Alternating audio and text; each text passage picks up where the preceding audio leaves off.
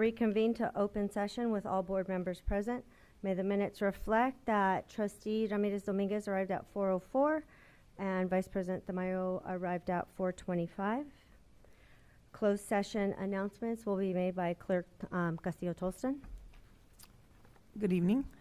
Government Code Section 54957, Public Employee Appointment, Employment Title, Director of Transportation. On motion by Member Castillo-Tolston, second by Member Ramirez Dominguez, the Board approved Cynthia Suarez as Director of Transportation by the following vote. The ayes were 4, absent was 1. Trustee Tamayo. Thank you. And Dr. Rosendale? Yes, at this time, we'd like to invite Cindy Schwarczyk to the podium. She comes to us with years and years of transportation experience. So we are very excited to bring her onto the CVSD family. Congratulations. Thank you very much, Dr. Reyes, distinguished board members, and community members in attendance. I really appreciate this opportunity to join the community of Chula Vista Elementary School District. I am excited to continue the service that transportation provides and ensure safe transportation for all our kiddos that are in need for that. So thank you again so much for the time and effort to offer me this position. I am excited to accept it. Thank you. Congratulations. Welcome.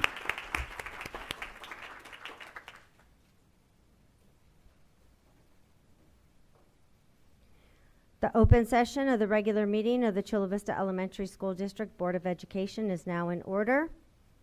Welcome, everyone. All board members are present. Trustee Castillo-Tolston, please lead the pledge.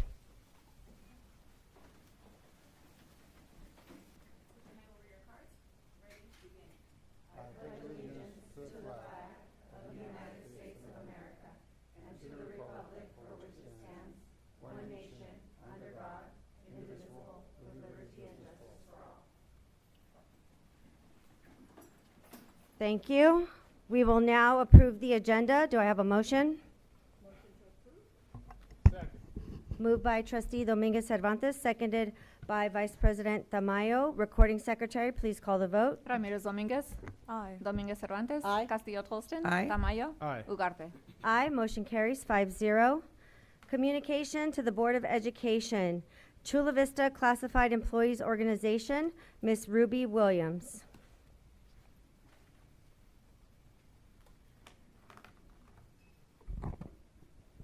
Good evening. I'm speaking tonight on behalf of our union members regarding a growing concern that continues to be raised by various types of instructional assistants throughout our district. What we are seeing is a pattern that job classifications are increasingly being treated as interchangeable, regardless of the position's intended purpose, specialized duties, or the students they are assigned to serve. We continue to hear from transitional kindergarten instructional assistants who are routinely pulled from their classrooms to cover vacancies and absences elsewhere.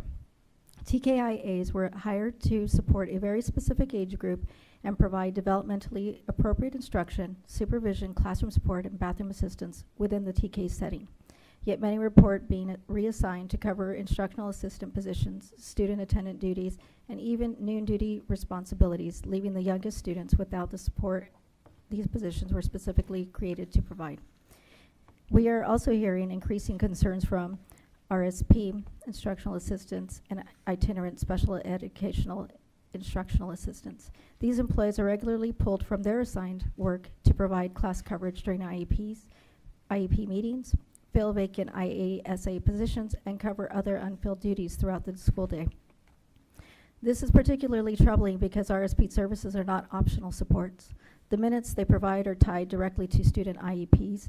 Those minutes are determined by legally required IEP teams and are connected to specific student goals, progress monitoring, and compliance obligations. When RSPIAs are repeatedly removed from their assignments, the impact is felt directly by students who are entitled to those services. Even more concerning, we have heard reports that administrators are reviewing and combing through IARSP schedules to identify where staff can be pulled throughout the day. Rather than protecting student services, schedules are being treated as opportunities to find coverage for ongoing vacancies. The result is that instructional assistants are left scrambling to create make-up minutes, rearrange services, and complete their assigned responsibilities in less time than was originally scheduled. For itinerant staff, the impact is especially significant. These employees already work across multiple sites and serve large caseloads. When they are diverted to cover unrelated assignments, it creates a ripple effect across multiple students and schools. The burden often falls back on the employees to somehow make up the missed services while still meeting the expectations. Employees who are pulled report that time lost to these secondary assignments reduces the limited prep time that they have available to support teachers, organize materials, document services, and prepare for student needs. The expectation becomes not only that they cover someone else's assignment, but that they somehow complete all of their original work as well. Our members understand that emergencies happen. They step up every day for students and schools. But when temporary solutions become routine practice, the district begins to erode the purpose of these classifications altogether. At some point, we have to ask if a TKIA can be used as a noon duty supervisor, a student attendant, a general classroom IA, or a RSP student support provider. If an RSPIA can be routinely removed from IEP-related services to cover vacancies, and if itinerant staff can be redirected whenever a gap appears, then what meaning do our job descriptions actually have? We are asking the district to respect the classifications that have been created, negotiated, and approved. We are asking that employees be allowed to perform the work they were hired to do, and that staffing shortages be addressed through staffing solutions, not shifting obligations onto existing employees. When staff are used appropriately, students receive the services they are entitled to and compliance obligations are met. Classroom functions more effectively, and employees' morale improves. We urge the board to examine these practices closely and work with labor to ensure that student needs, legal obligations, and employee classifications are all being respected. Finally, I want to recognize another group that is too often overlooked, our noon duty supervisors. We are hearing that noon duty employees are frequently being pulled to cover instructional assistant, student attendant, and TKIA assignments. When staffing shortages arise, these employees are among the lowest paid classified staff in the district and are often provided only limited weekly hours. Yet despite the expectations continue to grow far beyond the scope of what many are hired to do. They are dependable, hardworking employees who consistently step up when asked, but many feel they have become the district's default solution for coverage needs. Frankly, they are one of the, may I continue? Frankly, they are one of the most overused and underappreciated classified groups in our schools. You will hear more later this evening about the challenges facing our noon duty staff and why they also need and deserve the board's attention and support. Thank you. Chula Vista educators, Ms. Rosie Martinez.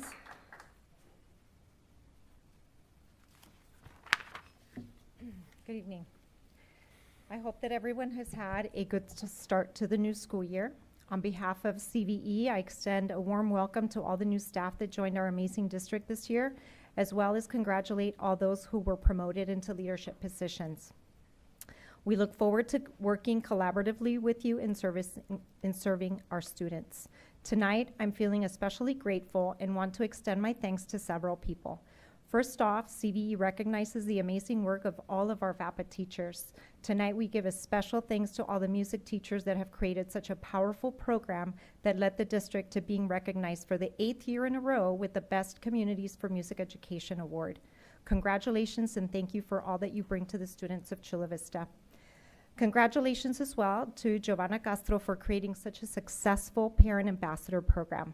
Thank you for inviting us last week. We were honored to connect with this group of dedicated parents. It's heartwarming to see family engagement being such a priority for this district. Next Thursday, we look forward to participating in the CVESD University. CVE will be hosting a community forum right after as we continue to extend our interest in collaborating with families as partners in the work we do with students. Anyone interested in joining us, we have flyers here for more information. I want to thank Trustee Castillo-Tolston and President Ugarte and Dr. Reyes for going with me to visit some of our FRCs. Thank you for recognizing the important work that is being done through the Chula Vista Collaborative and for seeing the potential that is there to grow and better serve our community. Thank you also to Trustee Tamayo and President Ugarte for listening to our concerns about the situation with the sixth graders at Valley Vista. Thank you, Dr. Reyes, for responding to this issue by prioritizing students' well-being and ensuring that they have consistency and stability during their last year with us. We ask our teachers to create community and build relationships, but it's difficult to maintain what we build when we are moved around like chess pieces. We recognize that the district needs to be fiscally responsible and that declining enrollment is being felt at some school sites more than at others, which create an impact on staffing. Another large cost that is a challenge is the upkeep of facilities. We have heard Trustee Dominguez Cervantes express concerns about this issue, such as bathroom cleanliness. And we share that interest, in which why we are puzzled when both Trustee Dominguez Cervantes and Trustee Ramirez Dominguez voted no last month on item 11K of the consent calendar. This item was a resolution to establish the annual special taxes for community facilities that do exactly that. It creates funds to maintain our schools. You expressed your concern for the community paying taxes while forgetting that your responsibility on this board is to protect and serve the students that attend our schools. This is not City Council. Tonight, you have action item 13B in front of you with a resolution to approve the increase in statutory school fees imposed on new residential and commercial construction. We ask that you leave your personal politics aside and vote to support these items that create much needed funding for our schools and students. Lastly, I want to bring an important concern that is related to the funding crisis that we're facing in education. CVE, along with CTA and other entities, are focused on bringing awareness around Prop 3 that's on the ballot this November. This is a current tax that corporations and individuals making over $400,000 or couples making over $750,000. It is expected to end in 2030, and without this ongoing funding, CVESD could lose $32 million out of the current budget. This would mean losing 1 in 6 teachers, creating a much larger class size, as well as the loss of important services to our most vulnerable students. We ask this board and the district to join us in our efforts to make our families aware of this danger that could greatly harm our students. Thank you. Thank you. Administrators Association Chula Vista, Dr. Delia Arancibia.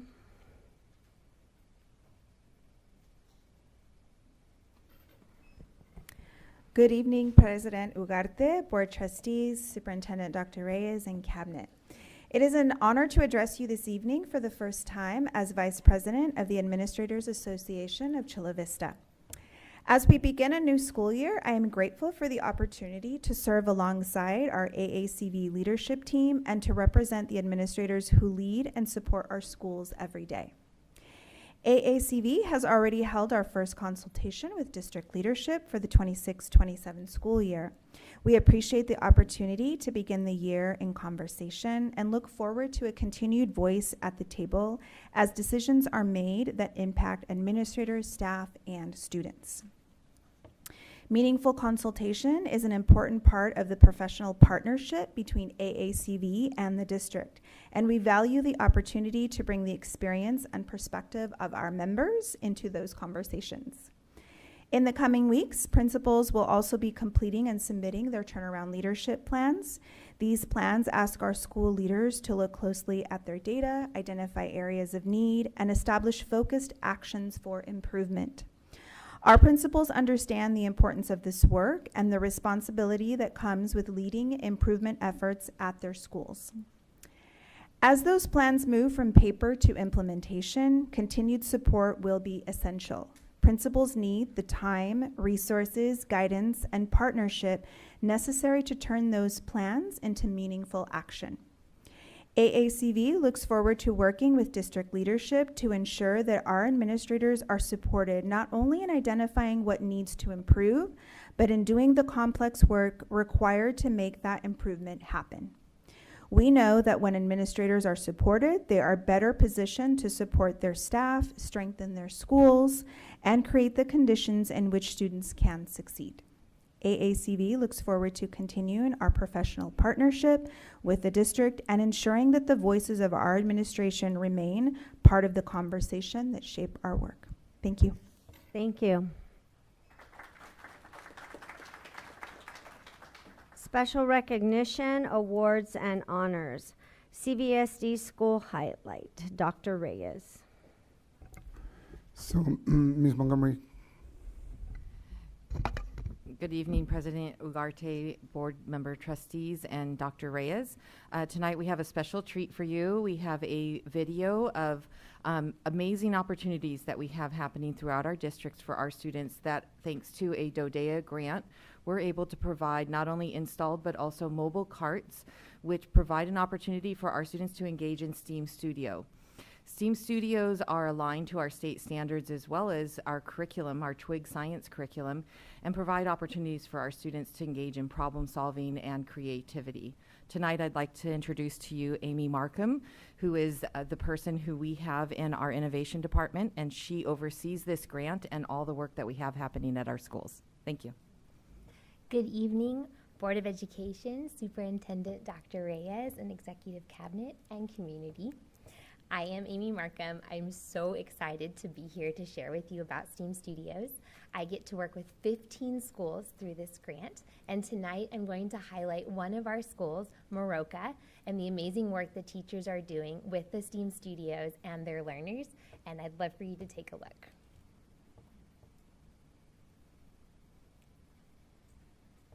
What happens when first graders become clients and fifth graders become engineers?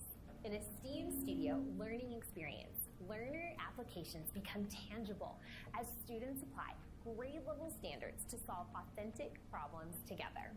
Our first graders aren't simply completing a lesson. They're the clients. As junior zoo conservation specialists, they research animal needs, communicate their ideas, and challenge a team of engineers to design a habitat that helps their chosen animal thrive. Our fifth graders become habitat architects and engineers, and their responsibility is to design a solution that meets the needs of a real client. They interview, prototype, test, revise, and collaborate just like professional engineers. Each team also develops a robot zookeeper.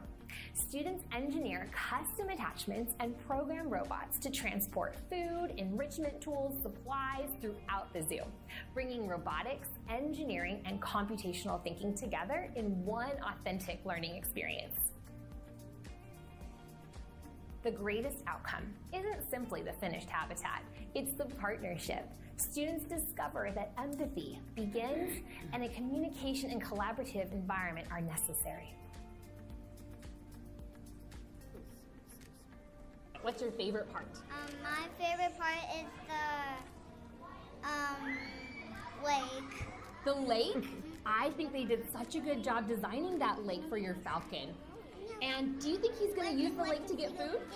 Yes, what food is he going to get out of the lake? The fish? Amazing. In a STEAM Studio learning experience, learning becomes tangible. Students don't simply learn science, technology, engineering, art, and math. They apply those skills together to solve authentic problems. Every experience begins with grade-level standards and grows into meaningful opportunities where students become communicators, designers, engineers, collaborators, and innovators. Tell me more about your zookeeper and what you've designed for him so he could do his job excellently. So for the zookeeper, his name is Tom. Okay. And then we added like a hat for him.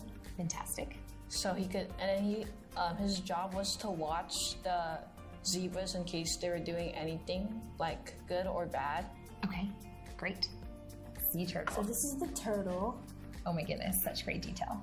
So I see how what I recommended for Kian. I added a little bit of clay. Yes. The leg kept falling off, so we just said he had a prosthetic leg, then that's why he's in here. Oh, actually, amazing. Okay. And if he goes through this tunnel, he'd go to the other side. This is water, food. This is the rock where he sleeps. Incredible. When we create learning environments where students think deeply, create boldly, and solve real problems together, we aren't just teaching standards. We're preparing future-ready learners. And that's the power of STEAM Studios.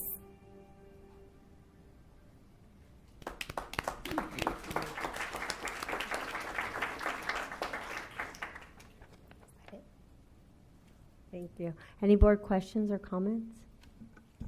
Alrighty.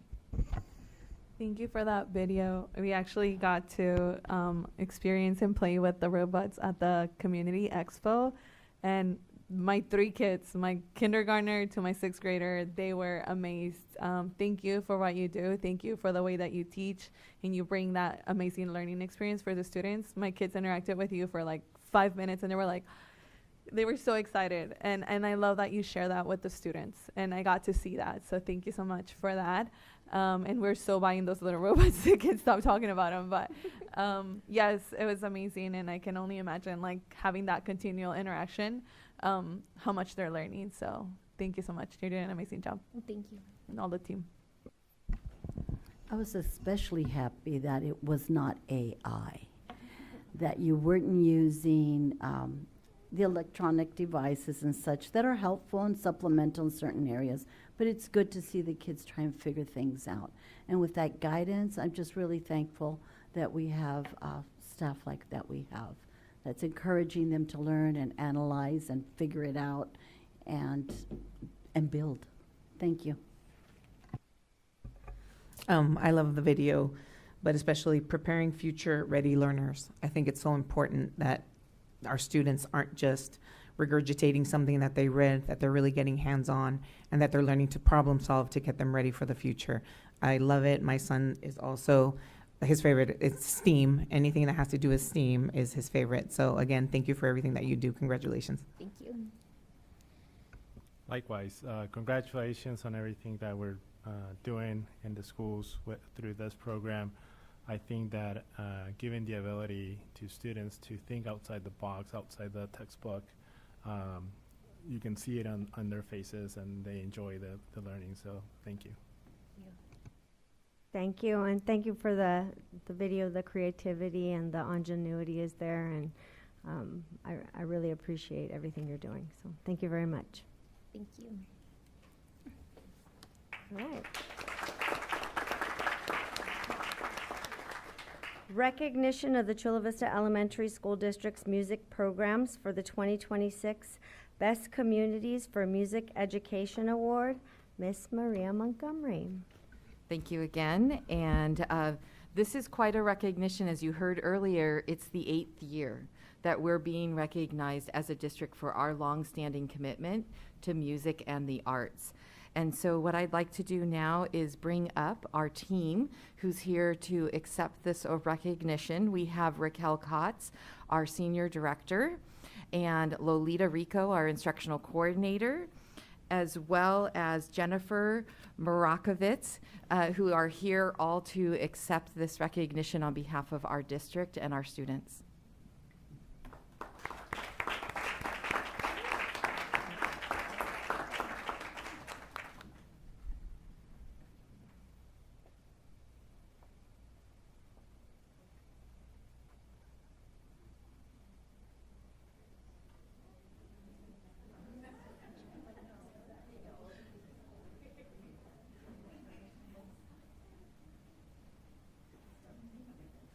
Everyone needs to find their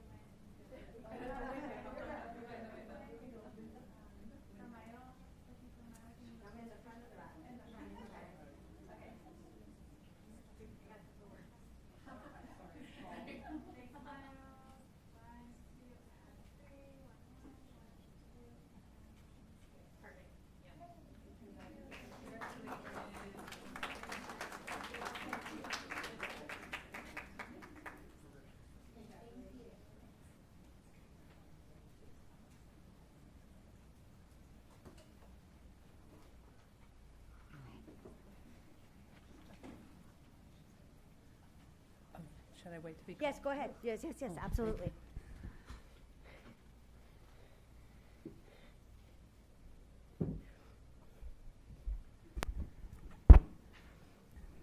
Good evening, trustees and Dr. Reyes and cabinet and the audience. I feel a little funny that I got to be able to hold it because there's so many wonderful music teachers in our area. So anyway, my name is Jennifer Marakovitz, like a maraca. Okay. I teach music at Rosebank and Clearview. And I just think it's a great honor for our district to be recognized as a NAM Best Community for Music Education. This distinction reflects the commitment our district has made to provide quality music instruction and education to students across our schools, and the dedication of the 28 music educators currently serving students throughout the district. Our music educators bring an exceptional level of talent, training, and experience to the work. Many of us were performers and artists long before becoming teachers, and we continue to share that passion with our students every day. We hold advanced degrees and certifications and specialized training, and we are committed to inspiring the next generation just as our own teachers once inspired us. Speaking personally though, before I taught students songs like Hot Crust Buns and Mary Had a Little Lamb, I laugh when I think that I studied Bach and Chopin and very rigorous concert repertoire as a student at the Eastman School of Music many years ago. Our district is fortunate to have many educators with similar backgrounds, and I think that they just blow me away what they do, who choose to invest their talents in our schools, even if it's not Bach and Chopin. As we celebrate this recognition, I would like to also respectfully address a concern. For several years, VAPA educators have heard recurring rumors about potential cuts to the arts, and it makes us nervous. And I respectfully ask for the board's support in helping to bring stability and confidence to our music and arts programs. Our teachers should be focused on students and instruction and not worry about the future of programs they love to serve. This award is a reminder that strong arts programs do not happen by accident. They require commitment, investment, and long-term vision. While Prop 28 is important, I encourage the district to continue seeking additional resources to ensure that VAPA programs remain strong and accessible for all students. Let's continue building on the success so that our students can benefit from a thriving arts education, and our district can continue to earn recognition such as the NAM Best Community for Music Education, hopefully next year again and beyond. And I just want to also say I would like to personally invite everyone to come over to Rosebank and Clearview. I just started working at Clearview and having a delightful time. So please come on by. We'll hand you an instrument to play along. Thank you. There you go. Thank you. Board comments?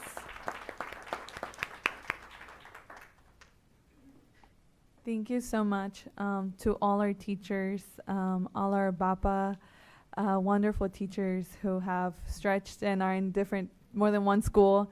I love to see how much our students love it. I know I got to see even like the plays that they come up and all the amazing and the ways that they bring out the artistic out of our kids, and that they get to experience that in school. You know, it's an amazing experience. I appreciate it. I admire all of you. Your hard work pays off, and we've had it for 8 years. But also, like, I love to see the students just enjoy and learn so much more. So thank you so much for all you do. Congratulations, but most importantly, thank you for the work that you're doing. I couldn't afford to send my kids to music school. They didn't have that. One of my daughters is sitting out there, and we tried for the longest time to play for her, to pay for her instrument. I volunteered to work the little snack shack, you know, all of these things. People can't afford it. And the fact that you offer it and do such a wonderful job with the kids is very heartwarming. And maybe some families may not really recognize right now the value of it, but it just does so much. The music just opens up the areas of the brain, the mathematical, the analytical, and they're enjoying it, and they're at peace, and they have a safe space. They feel wonderful. So just thank you very much for the different pieces that you're actually fulfilling for that child and that family for their future. Thank you. Yep, I echo congratulations for your 8th award. And as my fellow trustees have said, I mean, I think it's so important for our kids to just be exposed to all avenues of the arts and all avenues of music and options that are out there in the real world. So congratulations. And I do want to go to Rosebank and Clearview, but I don't know if you want to give me an instrument. So just, just letting you know. But congratulations. Likewise, I did not benefit from a music program at school, so I don't know about the instrument, me trying an instrument. So, but what I would say is that over the years, CVSD and this board has invested a lot of funding for VAPA programs and for music.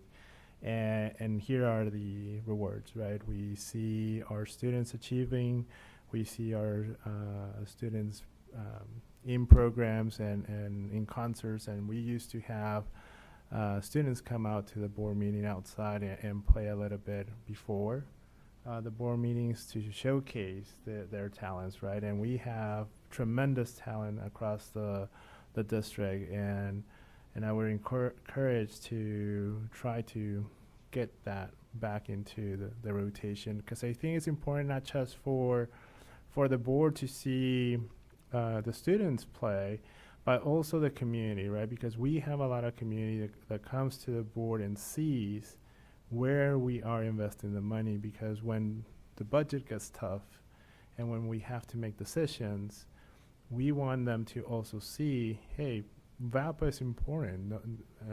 Everything is important, but VAPA is also important. So I think showcasing and having every single opportunity to showcase the great work that our teachers are doing, that the great work that our students are performing, it's also highly valuable.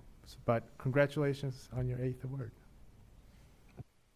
Yes, congratulations. I'm a firm believer in music therapy, so I'm going to come by and just have some sound. And I like Trustee Castillo-Tolston. I don't know if you want me to have an instrument in my hand, but I would love to listen to the kids play and just be in that sound. And again, I know I've been able to go to some of these awards, and so I'm a little sad that I didn't get to go and be part of this, but I am very, very proud of our district's music program and the accolades that you have gotten over the years, and so congratulations for this 8th award, and keep doing it. Thank you so much.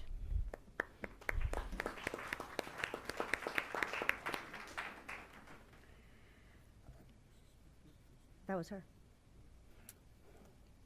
Oral communications. The oral communications section provides the public with an opportunity to address the board on non-agenda items.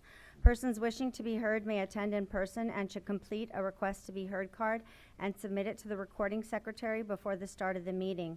Speakers are requested to limit their remarks to 3 minutes and speak in a respectful and professional manner. The board shall limit the total time for public input on each topic to 20 minutes.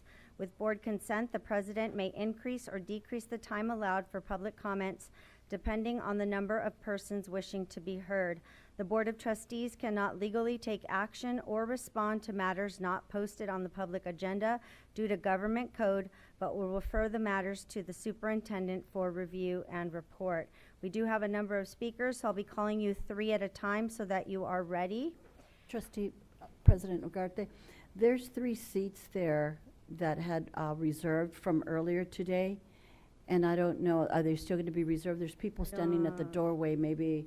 People can move to the empty seats if they'd like. Yes. The first 3 speakers, Claudia Perez Chica, Delia Robinson, and then Angelica Martinez. So first is Claudia Perez Chica.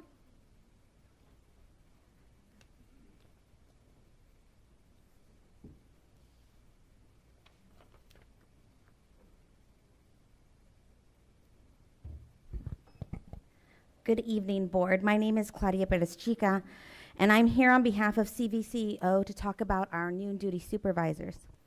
This has been a budget crisis year, and noon duties were cut across the district.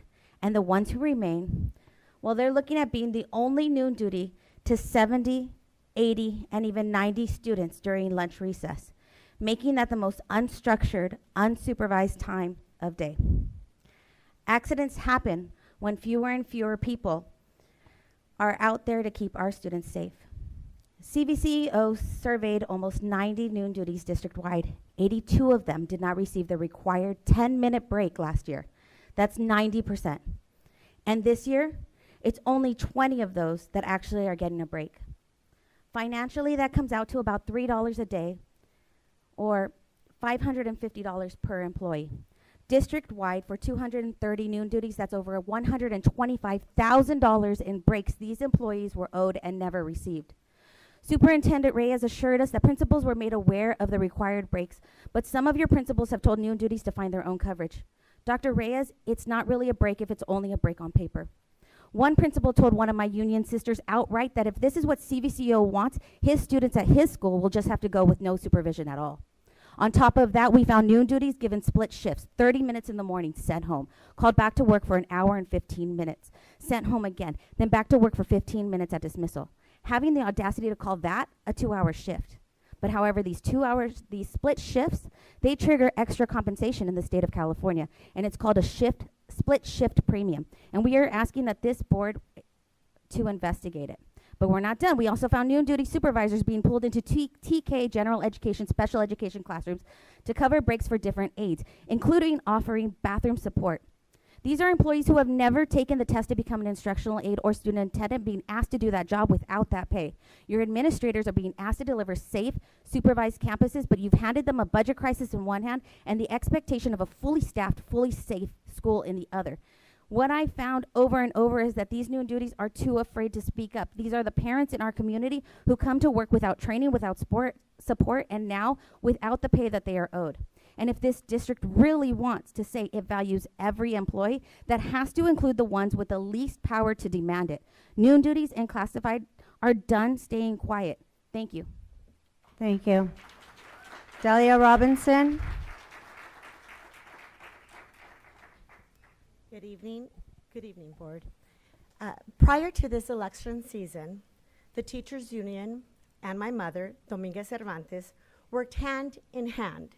They met monthly so that Dominguez Cervantes could hear directly from our union president, Rosie Martinez. Monthly. Why? Well, two of her daughters are CVE, are teachers here in the district, and our family attends Chula Vista schools throughout the district. No one cares more than Dominguez Cervantes. Thus, I was really sad last month to hear Rosie's speech implying that my mother, Dominguez Cervantes, has a problem with racially just schools. I'd like to remind the community that all Chula Vista schools are racially just and safe for all children. To imply that Dominguez Cervantes does not support racially just schools is absurd. My husband is a black man. My sons are black men. My grandchildren, her great-grandchildren, are white, Asian, and black. The statements made are dishonest and misleading. How can anyone think that Dominguez Cervantes does not support racially just schools with this background? How can anyone think Dominguez Cervantes does not support teachers when both of her daughters teach here in the Chula Vista School District? The board is elected to supervise. If you are like countless teachers I know, and you are overwhelmed by our work conditions, if you believe there are any areas of need in our district, then you want someone who is going to ask questions and hold leadership accountable.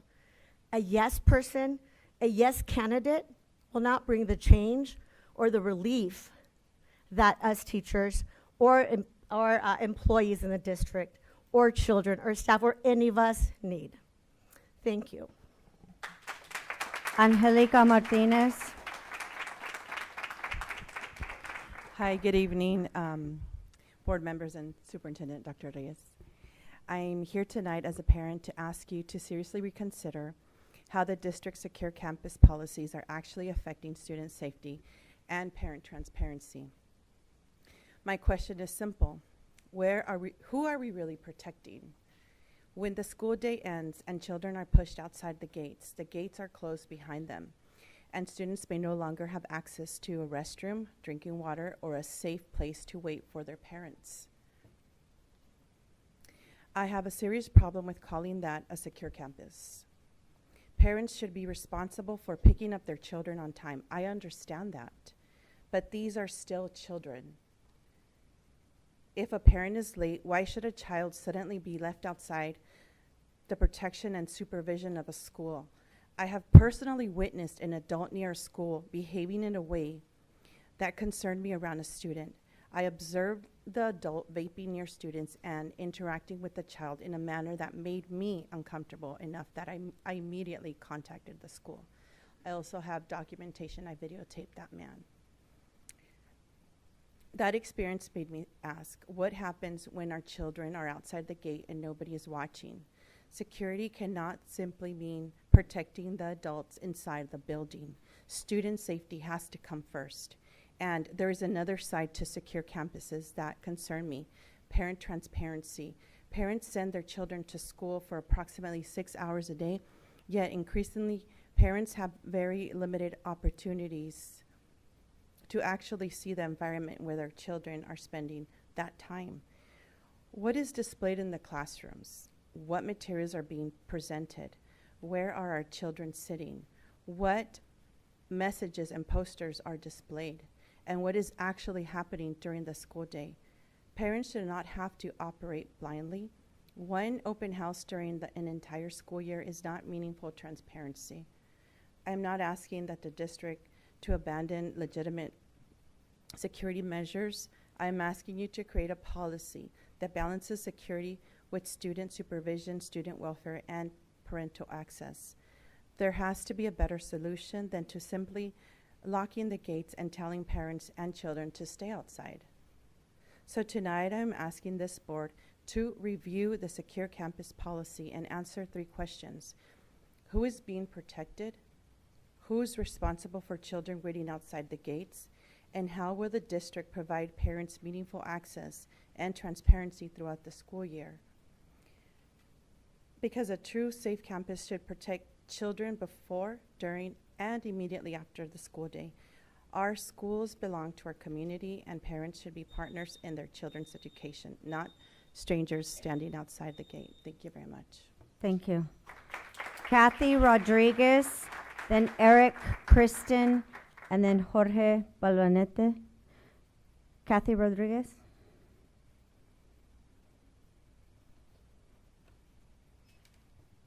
Hi, my name is Kathy Rodriguez, and I'm a student attendant. I'm here tonight to talk about healthcare. I know that we are in the middle of negotiating our contract, but I just came to the realization that in comparison, we are paying almost double of what teachers and admin are paying for their families. Is there any way that we can negotiate something before our contract ends so that we can make it for open enrollment in October? It just seems crazy that the lowest paid staff are paying the most to cover for their family's health care. I didn't realize how many people actually had insurance for their whole family. In some cases, their entire paycheck is paying for health insurance. Here are some numbers for families with Kaiser. Principals right now are paying $573.95. Teachers right now are at $771.68. Classified is paying $1,115.61. Please consider matching our district contributions so that we can afford medical insurance for our families. Thank you. Thank you. Eric Kristen.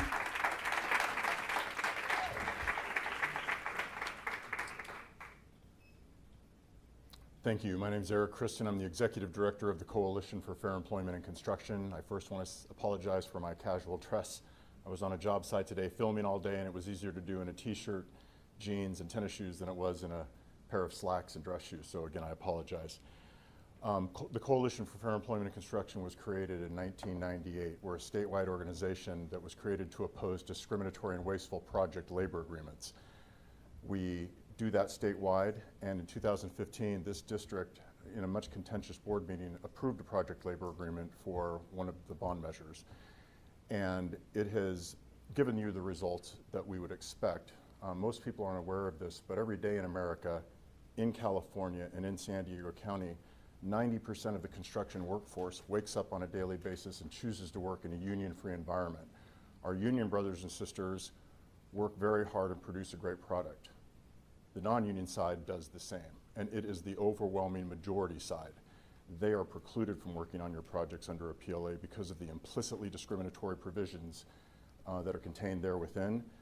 And there are also explicitly discriminatory provisions, such as the one that says the Black Contractors Association, who has a state-approved apprenticeship program, like the Associated Builders and Contractors does, like the Associated General Contractors does, like the Western Electrical Contractors Association does. All of them have state-approved apprenticeship programs with young men and women in them training to become tomorrow's workforce. They are explicitly excluded under the project labor agreement that you signed in 2015. But one thing you did right in 2015 that we helped put in was a provision that says if you don't get 3 bidders and or it's 10% over the engineer's estimate, you can put that back out to bid without a PLA. And in the many times that you've had to do that, you have saved on average 14% on those projects that went out to bid without a PLA after not meeting the needs when it went out with a PLA. That's what a project labor agreement does. Fortunately, the last few years, we have not seen the PLA being utilized, and that is terrific. I would just ask that if there is ever an attempt to bring it back, that all sides are brought in and met with and discussed. The Black Contractors Associations, the ABCs, the WICAs, the AGCs, everybody. The unions aren't the only ones who build in California or in San Diego or in Chula Vista. We all do. And everyone needs to be at the table, not just the unions. As such, I'm going to be submitting a Public Records Act request tomorrow that seeks to find out, just want to be clear that behind the scenes everybody's being talked to and met with, and we are all going to be at the table if this is ever brought back. In an ideal world, the marketplace would be allowed to work and everybody would be allowed to bid, union and non-union alike. There would be no provision like a PLA that is really just an added layer of bureaucracy. It's not needed in California. We already have the most expensive state to live in the country. There's a reason for that. And bureaucracy and administrative fees are a reason why. So I would just ask you to consider that. Thank you very much. Thank you. Jorge Valdenede. Good evening. Thank you for allowing me some time to speak with you, and thank you for the service that you guys do. I know that it's many long nights and a lot of hard work. Thank you to everybody that's presented here. Please address the dais. Thank you. Thank you. You know, as I sit in the back there, I'm reminded of my own childhood. And in my childhood, I was raised by a single mother who worked 3 jobs and tried to go to school just to learn English. Not to get a degree, but just to go and learn English. And her ability to engage with the school district, it just wasn't there. She had to choose between working, putting food on the table, or engaging with the district. So I see a great turnout here tonight, and it really makes me happy. That being said, there are many people still in our community that are in that same situation where they work multiple jobs and they cannot engage. They cannot be present here. They cannot keep up with what's going on. And I'm hearing a lot of complaints from parents in our school district of class sizes getting bigger, going from 15 kids to 30 kids.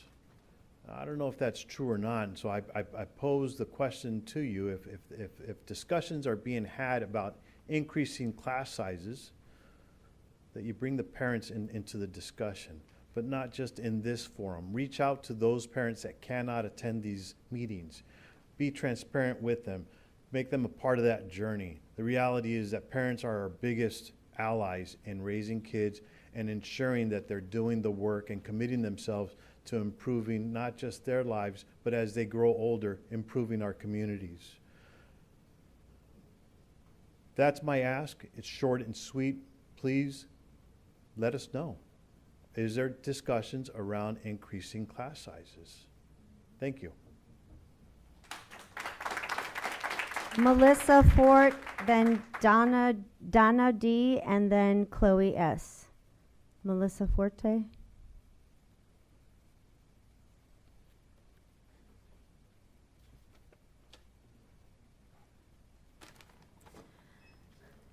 Good evening, board members. My name is Melissa Forte. I'm a sixth grade teacher at Maroka and a veteran teacher of 28 years of this district. I'm here tonight to speak against the decision to dismantle the 5th, 6th grade combo class and redistribute those students into existing 5th and 6th grade classrooms that are now filled to 30 and 31 students each. The 5-6 combo had 13 5th and 13 6th graders. The district often states that it puts students first, but this decision does the exact opposite. Before this change, class sizes range from 24 to 27 students. Those numbers allow teachers to provide more individualized attention, stronger intervention support, and meaningful relationships, which another thing this district prides itself on. Now students are packed into classrooms or at near capacity. When class sizes increase, the individual support decreases. This decision is not only harmful academically, but also socially and emotionally. Larger classes make it more difficult for teachers to identify struggling students quickly and provide timely support. They also increase classroom distractions and management challenges, creating an environment that is less conducive to learning for everyone. Additionally, smaller classrooms and overcrowded classrooms limit opportunities for small group instruction and student participation. Students feel overlooked, while teachers are stretched thinner to try to meet the wide range of academic and behavioral needs. What makes this decision even more troubling is that the district did not even have a full-time teacher assigned to this position. The class was being staffed by a long-term sub. Long-term substitutes do not receive the same benefits as contracted teachers and cost the district significantly less. Yet even with the cost savings, the district chose not to maintain the position. That sends a clear message. If student needs were truly the priority, the district would have found a way to preserve a class that kept student numbers manageable and supported both student achievement and teacher effectiveness. Instead, the decision appears to have been driven by finances rather than what is best for children, which is often the case with this district. Students deserve learning environments where they are known, supported, and given the attention they need to succeed. Teachers deserve class sizes that allow them to do their jobs effectively. I urge the board to reconsider this decision and demonstrate that students first is more than just a slogan. And we have 2 students here to speak on this as well.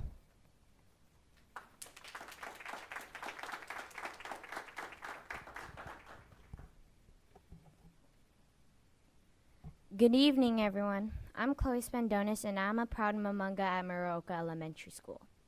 And I'm here to stand up for a teacher who put an effort and dedication into Maroka. I'd like to say this teacher is Miss Ramirez. She taught 5th and 6th grade.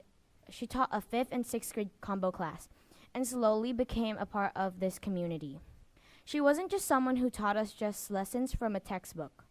She was someone who supported us, listened to us, and made us feel like we all mattered. That is why it is upsetting to hear she has gotten removed because the district didn't want to pay another teacher.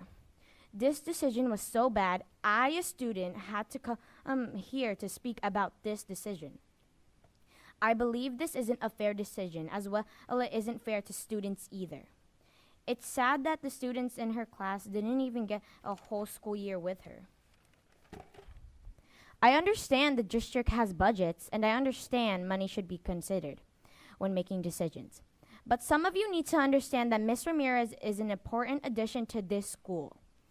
A teacher can be someone who helps a student, makes school funner, and makes everyone feel included. I hope you know you're removing relationships that mean a lot to her and her former students. I feel like everyone should have got a say in this. Everyone misses her. Her students miss her, our community miss her, and especially me. I miss her too. I may be a kid, but I am a kid who's brave enough to speak here. And I'm not asking for anything else. I'm asking for you guys to reconsider this decision. I don't think this decision is fair at all.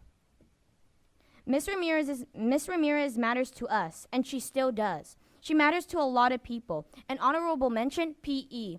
I know teachers can't just go out their way and do PE because, they have a lot of stuff to do. And VAPA is also a big thing, a part of this. So you guys shouldn't have removed PE. And that's all I have to say. Thank you all for listening. Thank you.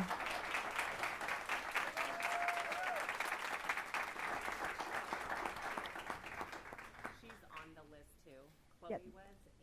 I have their papers. I'm pulling them as they come up.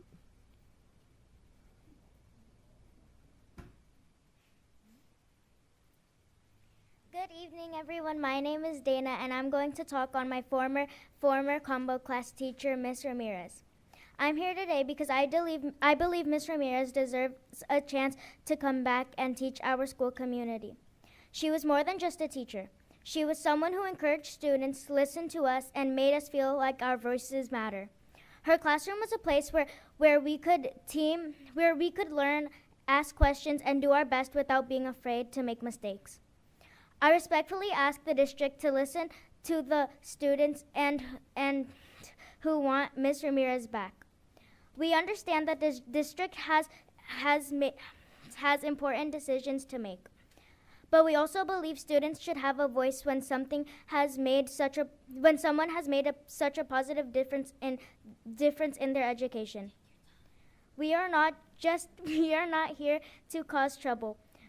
We are here to stand together and respectfully say that we want our teacher back. Please hear us, consider our concerns, and give Ms. Ramirez another opportunity to be part of our school. Ms. Ramirez wasn't just a teacher to me. She was a part of my family. Students miss her, teachers miss her, and most certainly I miss her. Thank you for listening. Thank you.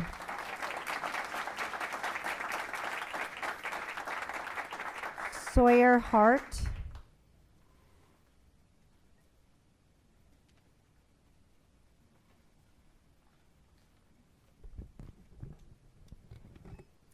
Good evening, board members, superintendent, and members of the community.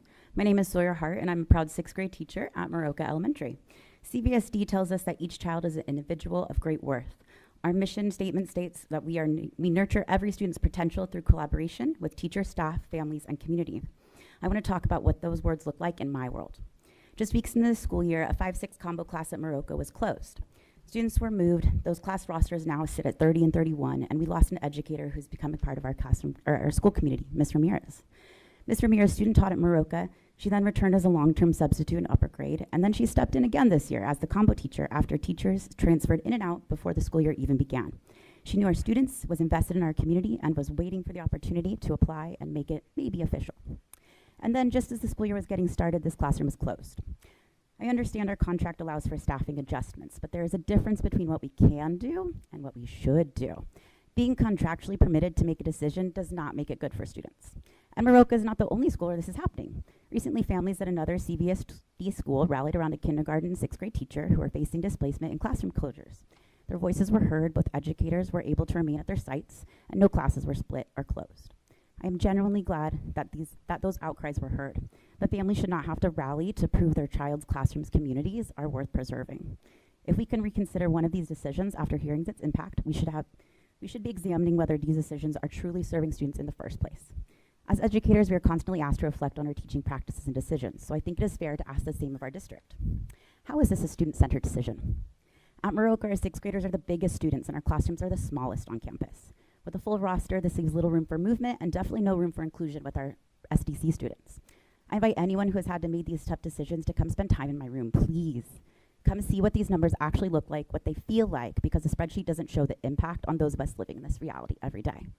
I understand budgets require difficult decisions, but if each child is truly an individual of great worth, we have to consider what these decisions cost our kids, not just what they save the district. And that is why I'm speaking tonight. I would not be doing my part as a member of this community that I truly love so dearly if I stayed quiet. For years, you have asked me to make student-centered decisions, and tonight I'm simply asking this district to hold itself to that same standard. Because each child as an individual of great worth cannot just be something we say, it has to be something we're willing to pay for. Thank you. Thank you. The next 3 speakers, Brother Hamill, Tim Walker, and Devin, I think, Hasten.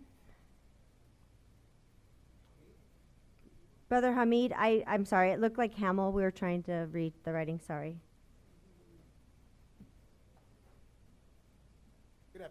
Good afternoon. School board members, my name is Abdul Rahim Hamid. I'm the national president of the Black Contractors Association of America, an organization that's been around for the past 40 years.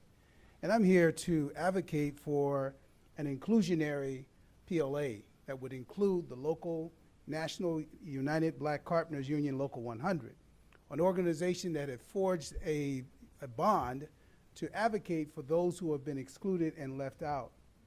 We believe that a fair PLA would include this union, which would be historical in the sense of having representation. Many of our contractors are participating in development and building throughout the state of California and Chula Vista proper. Some of our large mom and pop shops are involved with this. And so we're here to, if there's going to be a discussion and there's going to be an opportunity to establish a fair and inclusionary PLA that represents equity, diversity, and inclusion, we believe that this fine organization and its leadership should definitely be a part of that and be a part of the equation. Because in your statement of equity, equal opportunity, when I'm reading your pamphlet today, you speak about non-discriminatory policies. Well, this is a true statement. This is a visual effect for your students to see folks that look like everybody participating. So I'm here in that measure, but I'm here representing the Association of Contractors, the leadership of the National United Black Carpenters Union Local 100 will be speaking, and they will speak in terms of their issues. This organization's been around in the formation, it's in its infancy state for the last 2 years. But it piggybacks off of the history of the black sleeping porters that was established by A. Philip Randolph. Also 15 black carpenter unions that were established in Alabama, to create opportunities and fairness. And so this is what we're here today to ask you to support in your quest to move forward with the PLA, that you consider and definitely have us there as one of your supporters. Thank you. Thank you. Shane Harris. Thank you. Good evening, Chula Vista Elementary School board members and chair. My name is Shane Harris. I serve as the government affairs consultant for the National Black Carpenters Union Local 100. I also am the public advocate for San Diego. I want to be very clear about why we're here tonight. We understand that there is no project labor agreement before this board tonight. We understand that we're not here to oppose anything that isn't on the agenda. We're here because the time to ask for inclusion is not after decisions have already been made. The time is now. And I want you to understand who is standing before you today. The National Black Carpenters Union Local 100 is the nation's first black carpenters union in America, birthed out of the nation's first African-American-based carpenter apprenticeship program, the National Black Contractors Association. That history matters because we're creating pathways into an industry where black workers have too often struggled to gain equitable access to apprenticeships, good paying careers, jobs, and economic opportunity. And this matters right here in Chula Vista. The U.S. Census Bureau estimates Chula Vista's population is more than 275,000 people, with approximately 5% of those people identifying as black African Americans.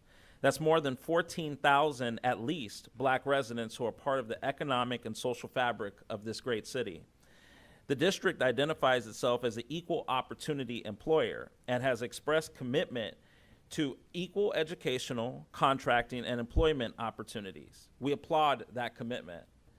But equity has to become opportunity. It has to mean apprenticeships, jobs, careers, contracts, and measurable results, something that many people have trouble showing. I also want to thank board members Delia Dominguez Cervantes and Francisco Tamayo, who have taken the time to meet with Local 100's leadership behind me, hear their story, and learn about what they are building. We appreciate that engagement, and tonight I extend that same invitation to every board member here as well. Meet with the leadership, meet with the apprentices, learn about the program and the barriers they're working to overcome. We don't want our first conversation with the district to happen when a PLA is already sitting on the table. We want to build that relationship now. So if this district decides to explore a negotiated project labor agreement in the future, give the National Black Carpenters Union Local 100 a seat at the table. Let's make history together, making this the first PLA in county history where the Black Carpenters Union is at the table and is on as a signatory. Let's create jobs, apprenticeships, and most importantly, opportunities and careers for the future of Chula Vista and for the future of San Diego County. Thank you.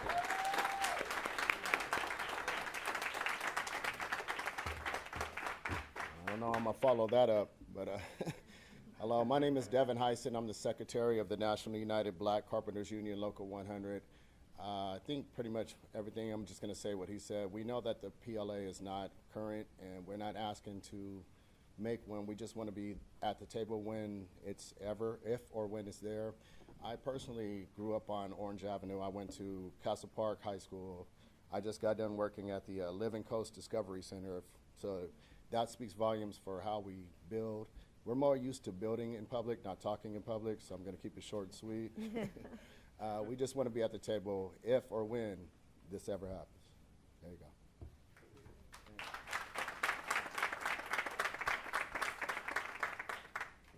Hey, how's it going? My name is Reggie, part of the Local 100. I'm actually one of the new apprenticeships that's a part of the Local 100. We are just, honored just to be, working, part of you guys' district. We also want to be working along with the contractors and people who make those apprentices, come to. We're really excited, and I'm very, very confident that moving forward that the Local 100 will be an asset to our city. We appreciate you guys. Thank you.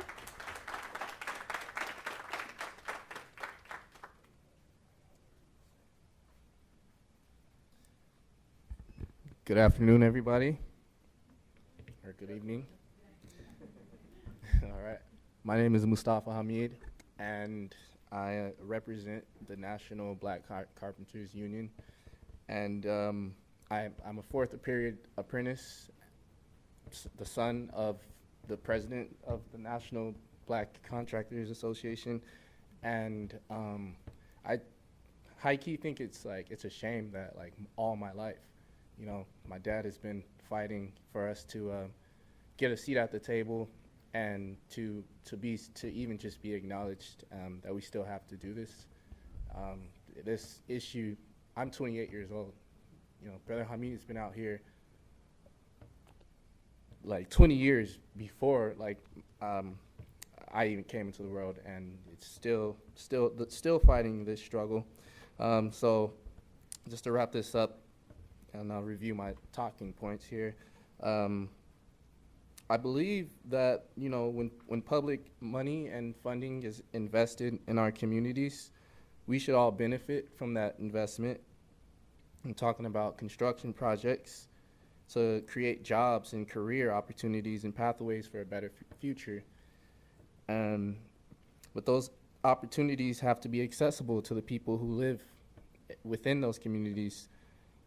We need access to these jobs and more opportunities as we are prepared for these opportunities, but it seems like we're not getting them. And most importantly, workers, apprentices, contractors, community members, yeah, we deserve a seat at the table, but we have our own table. And we would just like for us to be acknowledged. I understand that there is no project labor agreement before the board today, but if a PLA or another major construction agreement is considered in the future, I believe our community needs to be involved before that decision is already made. This isn't about asking for special treatment. It's about making sure that public construction dollars create real opportunities for people who build and sustain our communities. We want young people like myself to see construction as a real career. We want apprentices to have a genuine pathway into the trades. We want local workers and contractors to have fair opportunities to compete and succeed. So today, I'm requesting, I'm presenting to the board to listen, to engage with the community, and to make sure workers have a voice in progress. Thank you.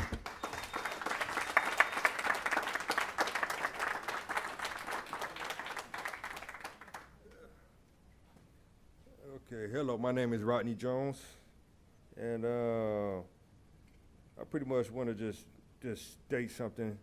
African American workers in California construction sector face persistent underrepresentation, systematic hiring barriers, and severe on-site harassment. Black workers comprise roughly 5% to 6% of the state's construction workforce. That's in California. That's like 559 people in whole California, and significantly lower than their representation in the general population, frequently encounter hostile working condition, racist graffiti, retaliation, when important abuse. Now, historically, the legacy of California Proposition 209, passed in 1996, which banned affirmative action in public employment and contract to remove race-conscious tracking remedies, slowing down efforts to mandate equitable local hiring goals until recent targeting project level agreements. PLA's begun re-implementing transparency rules.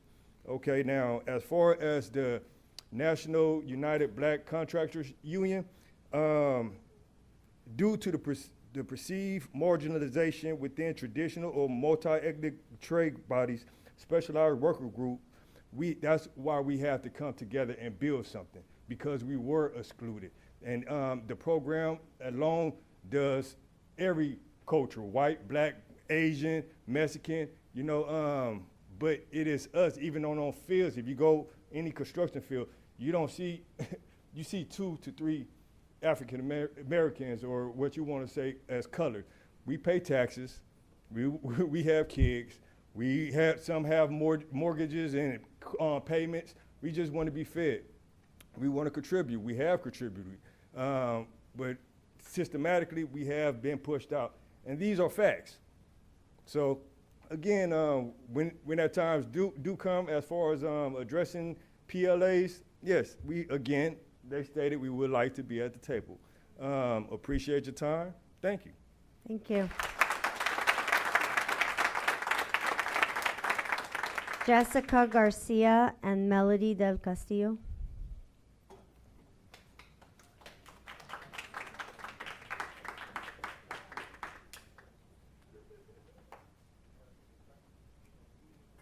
Good evening, Dr. Reyes, board members, and the cabinet, and everyone present here today. I stand proudly here. My name is Jessica Garcia. I've been serving the district as a teacher for 17 years, and I can also say that I was a former student here. And I teach currently at the school where I went to. I'm standing here letting you know how happy I want to share my gratitude about the recent decision that you made for Valley Vista students.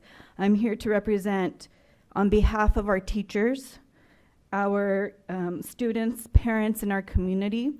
We just want to thank you for your reconsideration. And my heart also breaks for our Muraoka and other teachers and schools that are facing displacements. For those of you who are unaware, recently our school number for a kindergarten class was reduced, and that meant that a 6th grade teacher would have to be displaced because she had the least seniority. Unfortunately, the group of kids that would be losing their teacher have gone through every year a teacher leaving them. And this was the final year that the kids felt that they were going to finally have a teacher, and she was about to be displaced. After collectively working together with parents, with our teachers, our union, the community, reaching out to board members, thank you, board member Delia Dominguez Cervantes, for reaching out to some of our teachers. We just thank you for hearing our voice, but we know that, you have to make difficult decisions due to budget. But thank you for taking into account our kids and our unique situation. Moving forward, I respectfully ask that you consider the human being, not just a number, not just, looking at budgets, but also looking who you're affecting, because it does make an impact. Come to our schools, we invite you. I'm actually the chair of our multicultural committee. towards the end of the year. It's a beautiful event with all of our students, and we invite you to come, not just to the East Side schools, but also to the West Side schools. You know, there's a lot of particular needs. I'm taking this opportunity. There's a lot of needs in our schools. We want to be able to feel heard and valued, and I respectfully ask that, and I thank you for making that choice, that decision. And we also have parents and students here that are so grateful. I have countless letters just thanking you for the choice that you made. But I know that there's other schools that are not facing the same outcome. So I just thank you. Trustee President Ugarte, for clarification, my reaching out just means that I responded to the emails they Thank you. sent. Thank you. Melody Del Castillo. Hi, everybody. You know, my name is Melody Del Castillo. My daughters go to Valley Vista. And the reason I wanted to come and personally thank you guys, I just didn't feel like an email was enough. Angela, thank you for your time. Dr. Reyes, thank you for your time. But I really want to share this part. So I reached out to other administrators from different districts and different areas. And when I told them about our situation, they literally looked at me and said, if I were you, I'd let it go, girl. They're never. It's never. They're never. You know, boards never. And so I'm like, well, okay, thank you, but no. So to hear that you guys actually listened to us, to hear that you guys did it, they can't believe it. They even said Dr. Reyes moved really quickly for you. The fact that you were there listening and explaining to me why things had to happen the way they had to happen. From the bottom of my heart, my daughter, everybody, I know you guys get a lot of, you don't do, you don't do, you don't do. I really wanted to come and say, thank you for not digging your heels. Thank you for, you could have easily said, sorry, the decision is made, it's done, next year, better luck next year. You could have done that to us, and I appreciate that you did hear us. I did leave feeling like we were heard. I felt like you didn't just appease me, because I'm a sales rep, I know what appeasing looks like. And I didn't feel that. I really felt that both of you were listening, and that to me meant the world. When I shared the story to these same people who told me don't even try, they're going to dig their heels, they were saying, wow, they obviously care. So I want to make sure that you heard it from other people that are in your same shoes, and it was beautiful that you didn't dig your heels. So whenever a situation comes, continue with that. I think that was beautiful that you guys didn't feel bad about making a reverse decision. Most people in leadership would feel like, if I do that, then is everybody come after me? Are they gonna, am I gonna feel like I now have pressure to change my mind all the time? And I can understand that that could be very scared sometimes if you reverse something. So please keep doing that. That was amazing. Thank you. And again, an email wasn't gonna do. I wanted to do it in person for your time. So thank you. Thank you. Marissa Jimenez and then Gigi Jimenez.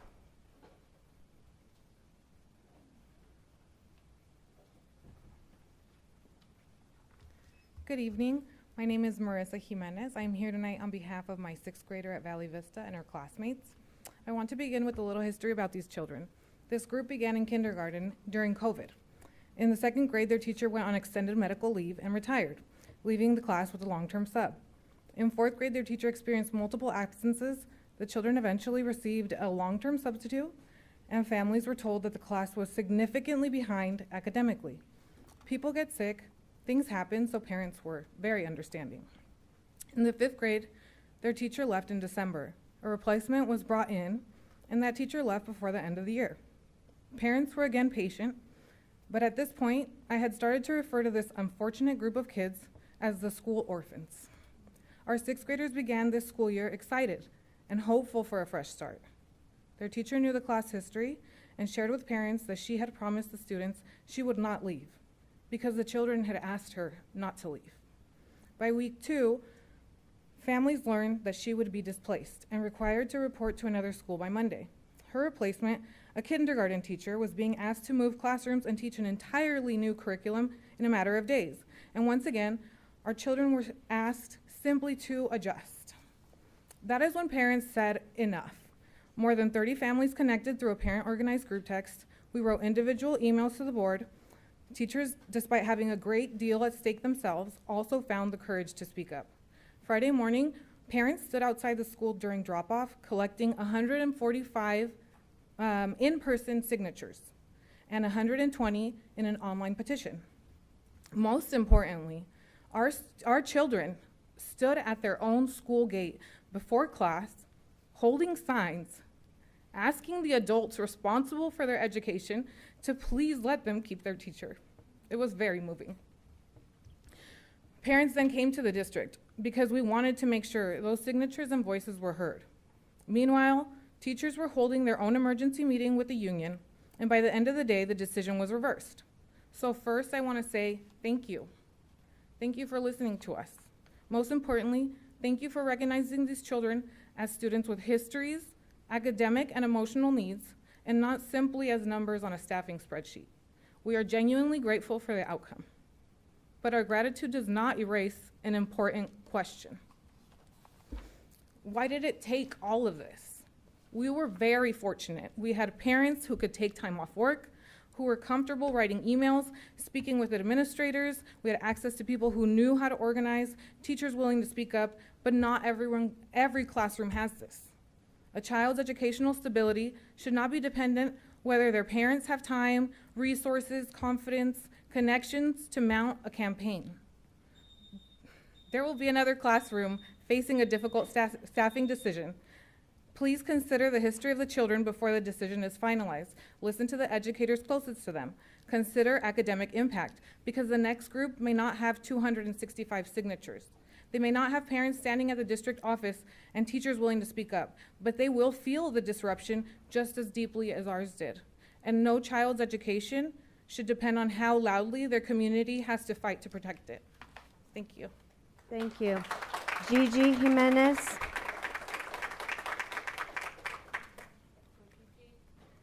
Good evening, board members, superintendent, teachers, and parents. I'm a sixth grader at Valley Vista. My name is Gigi, and I just wanted to say I really appreciate you guys keeping our teacher, because I've had my teachers quit or get moved around since second grade. I'm really grateful for this to happen. I wanted a regular school year because it's my last year of elementary school, and I'm super duper grateful for you guys keeping my teacher, Ms. Ramirez. Thank you for your time. Thank you. Sarah Ochoa.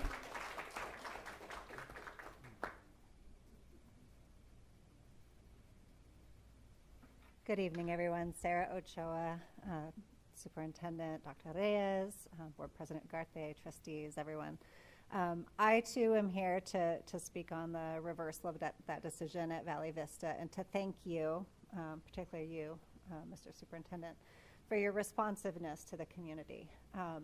I learned about this on like a Facebook parent group, so thank you to whoever anonymously informed us, and it was a quick education as to learning that in the first 10 days of the district school year that there can be these shifts that can happen. And I think kudos to all those parents, especially those of the sixth graders who are going to be so impacted.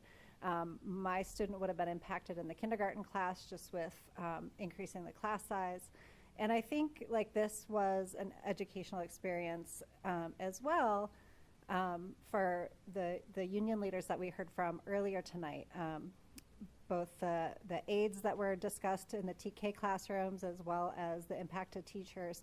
I think in the future, it would be really, really good, especially for TK Kinder, make sure those aides are in the classroom for those higher class sizes. I know that teacher salaries are a lot higher. I know that sometimes there do need to be those higher class sizes, but for those younger grade level students, they definitely need an aide in the classroom the majority of the time, if possible, to meet the individual needs of those students, especially as they're being onboarded. But predominantly, I know that, excuse me, you're faced with these impossible decisions all the time. Declining enrollment is not your fault, right? There are so many real life circumstances that our students should not have to bear the brunt of, and thank you so much for hearing that, and in this instance, exercising your discretion with such compassion and fulfilling your duties in that regard. So thank you, thank you, thank you. And as my student goes through these grade levels, you're probably going to hear from me more. I was trying to keep a low profile and not be in your hair, but here I am. So thank you so much, I appreciate it. Thank you. Oral presentation and written reports. The district safety and health update, Ms. Casey. Thank you. I'll have Mr. Wiggins, our safety manager, come up.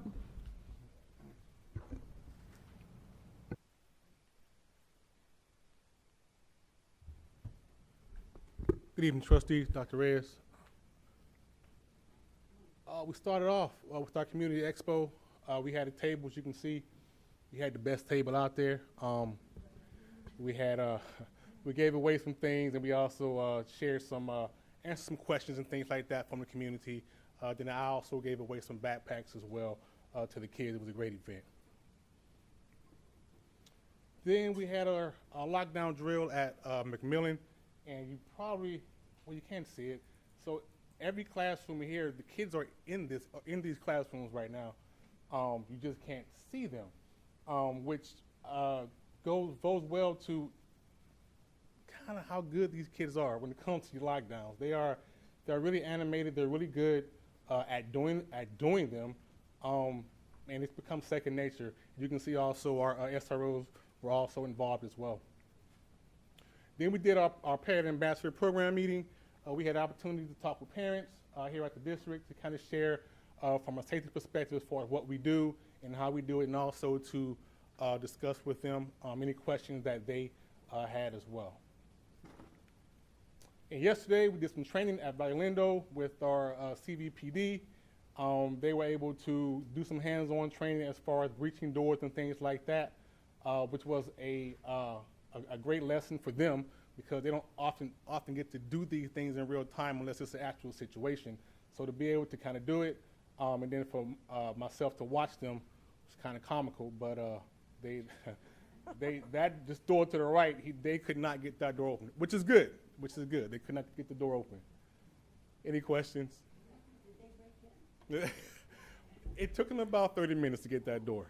Yeah, which is great, which is what we want, right? Good for us. Mr. Mayor, you might want to explain that they're breaking doors, Oh, not that we're using. No. They were training for if they had to breach one of our school sites and things like that. So because Valiendo was actually going away and being rebuilt, we were able to kind of use it in real time, so they can kind of have some training for it. Yeah. Any other questions? Just a quick comment. I had the opportunity to attend a lockdown drill last year, and yeah, it was amazingly eerie how quiet it got, that you wouldn't see a soul in the school, and how calm the kids were. And I know that has a lot to do with your training and with our teachers and our administrators and how they prepare the kids and keep them completely calm. We couldn't find the kids when we would walk in the classroom. Thank you. I just had a question regarding the lockdown. How long do they stay as we practice for them to stay quiet? So usually the lockdown drills, it depends on the school, because we go to each classroom to see if we can open the door, and then we'll pick certain classrooms to go in and open the door and kind of see where they are. So it can take anywhere between probably seven to probably 12 minutes to go through every classroom, check every door. Wow. So cool. And they do it, the whole schools, like TKs, everybody. All, yes. Wow. Okay. Thank you so much. Thank you. All right. Approval of the consent calendar. We can take 5 minutes. We'll be back at 7:30. 7 minutes. 7:35.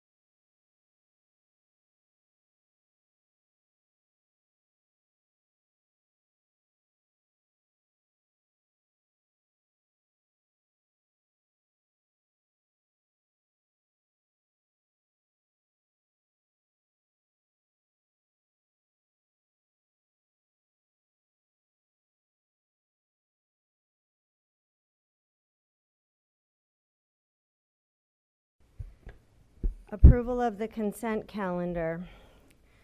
The following items listed under the consent calendar are considered by the board in one action.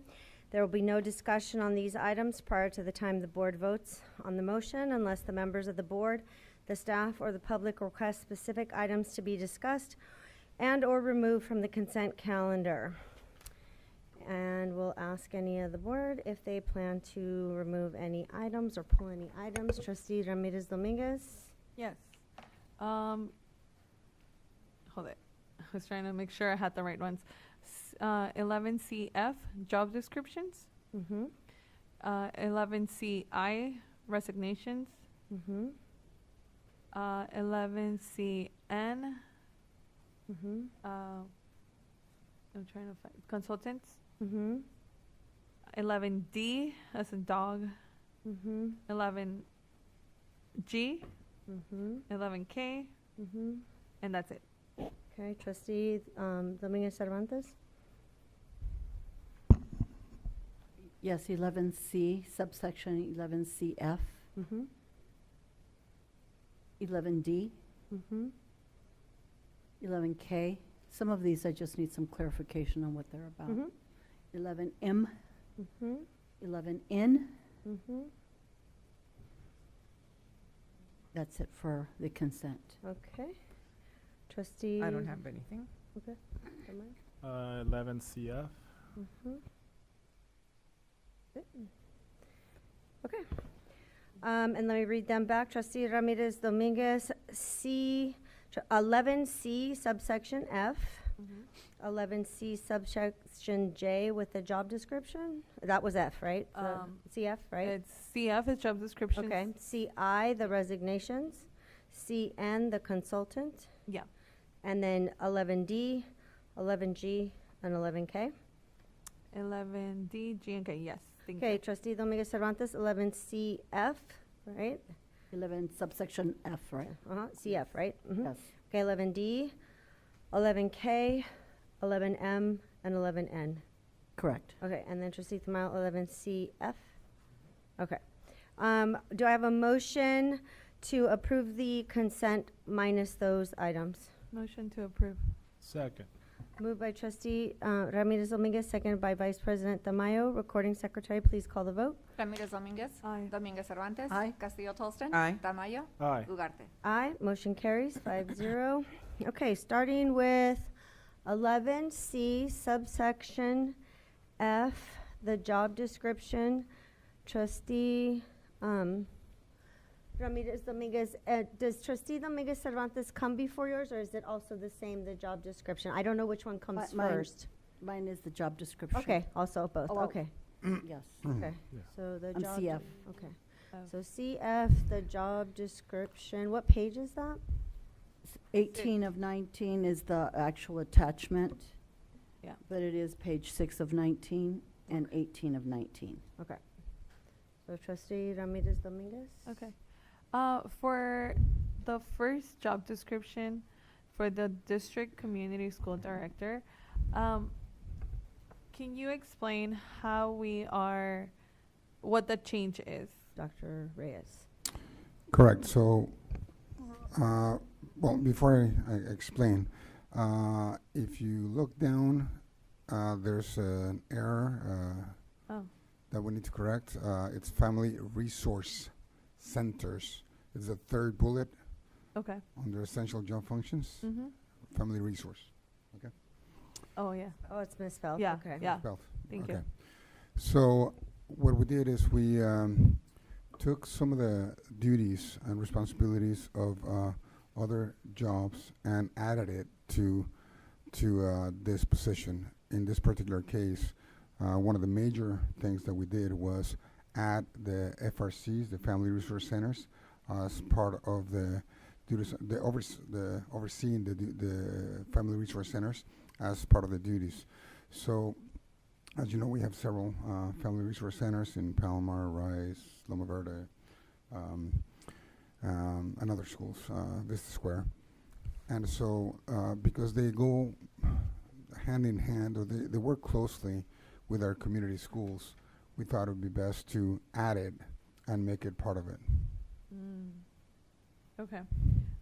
For this, it's only, I'm assuming, and I want clarification, it's only the schools that have both at the same time. So if Rice has the research center and the community school, you're adding the research center into community school? Correct. Yeah, we're adding all the research center. But for example, Palomar. I mean, the one at Palomar, it's at the Palomar High School campus. So it's not our campus, but still, this person would be responsible to oversee that FRC. Okay. Are we adding more research centers, or are we keeping the ones that we have? So at this time, we're keeping it as is, but we're open to looking into it. Okay. Those are all my questions for that. I don't know if Trustee Dominguez Cervantes? Not on that job description, but I Thank have you. it on the next job description. Do you have that job? Okay, but did he have that job description is what I'm asking, because he also had CF. Did you have that job I description? do. Okay. For the district. Yes, for the community schools. So, Dr. Reyes, when we met on our one-on-one, you stated that you were looking at combining two job descriptions, basically two positions in the district. We used to have the director of the FRCs. Correct. And then the director of community schools. How, and I know that we also have those partnerships with South Bay Community Services, and I think they're later in the contract, in the agenda, which we'll talk about. But I think this job description and this position, as you explain it, it's important. It's important for the work that we're doing. It's important because we're combining two job descriptions, and it's important, I think, with the vision of what I would like to do in the district, where we take more of that responsibility away from South Bay Community Services and have this director manage it, because I think that's dollars, those are families, and that directly ties to the mission of community schools, that we have more say on that. Can you tell me more about can this role as it is do that? Yeah, so let me further explain what this role entails. So the work of the FRC is, you're right, there was a director, a person that would oversee just the FRCs. And there was a larger percentage of staff that was part of the South Bay Community Services. Right now, many of those positions have become, we made them into Chula Vista Elementary School District employees. And the goal is to basically be 100% Chula Vista employees. Now, in addition to serving the families of Chula Vista Elementary, we also serve and support families of the families of Sweetwater District. In fact, today there's an agenda item where Sweetwater pays us $150,000 so we can support their families. And the reason for that is, let's say there's a family that has a child in 9th grade and a child in 5th grade, and they go in for services, and we're not going to say, yes, we'll support the 5th grader, but we can't support your other child. We're going to support the family, right? So we want to make, because we have the same families, so we want to be able to support all students. So the work is not just for our own students, but also it's all the families that reside within our district, regardless of what grade they are. So it is comprehensive. It also includes having those partnerships with food banks, with all the legal centers, all the health centers. It's very comprehensive, the work that is done to be able to support families. The reason why it goes hand in hand with community schools is because community schools do similar work, but just for that particular site. Right. But for example, if we have the Family Resource Center at Otay, and you're a family that lives in a different area, your children go to Rosebank, they would still be able to take care of you. If you had food needs or other needs, they would take care of you. They would open the doors and take care of you. So the difference between the community schools and the FRCs is that the FRCs are open to the families of our community. And so it does add quite a bit to this job description, but it does go hand in hand. Okay. Because when I looked at the job description for the director of the FRCs, I did see that that position was in a salary schedule of range I. And basically what I see that is being done here is we're adding the community schools there to that, so it's more work and Correct. keeping the same salary schedule. So I would like to make a motion to change the range from I to A as Apple. So keep it at director level. Keep it at director Just the level, range. but just change the range. That way, we are compensating the person, or we attract candidates that are going to be able to want to do this work, because it's going to be a lot of work. May I have some input on that? It says range I at the bottom, that we're placing the management salary schedule, range I. I made a motion to change that to range A. A, okay. That's an Apple. Could you clarify, like, is it possible to give us, like, how much change this is, or how much? It's Are we- about Because I don't see that here. $50 per day or so, Okay. more. I have some additional input. Do we do the discussion after the second Sure. or now? I'll second. Yeah. Okay. Discussion then? Mhm. Is this proper? I don't know, so that's why I'm asking. Is it proper to make this change in income when the community hasn't been noticed in advance of the money? It's through the grant, no? It's through the grant, and the public was noticed that we were approving a job description. No, but they were not notice of the dollars. Yes, they That- were. Well, you're making a change. Absolutely. I understand, but I'm just asking if that's proper. Does this gone, I don't know.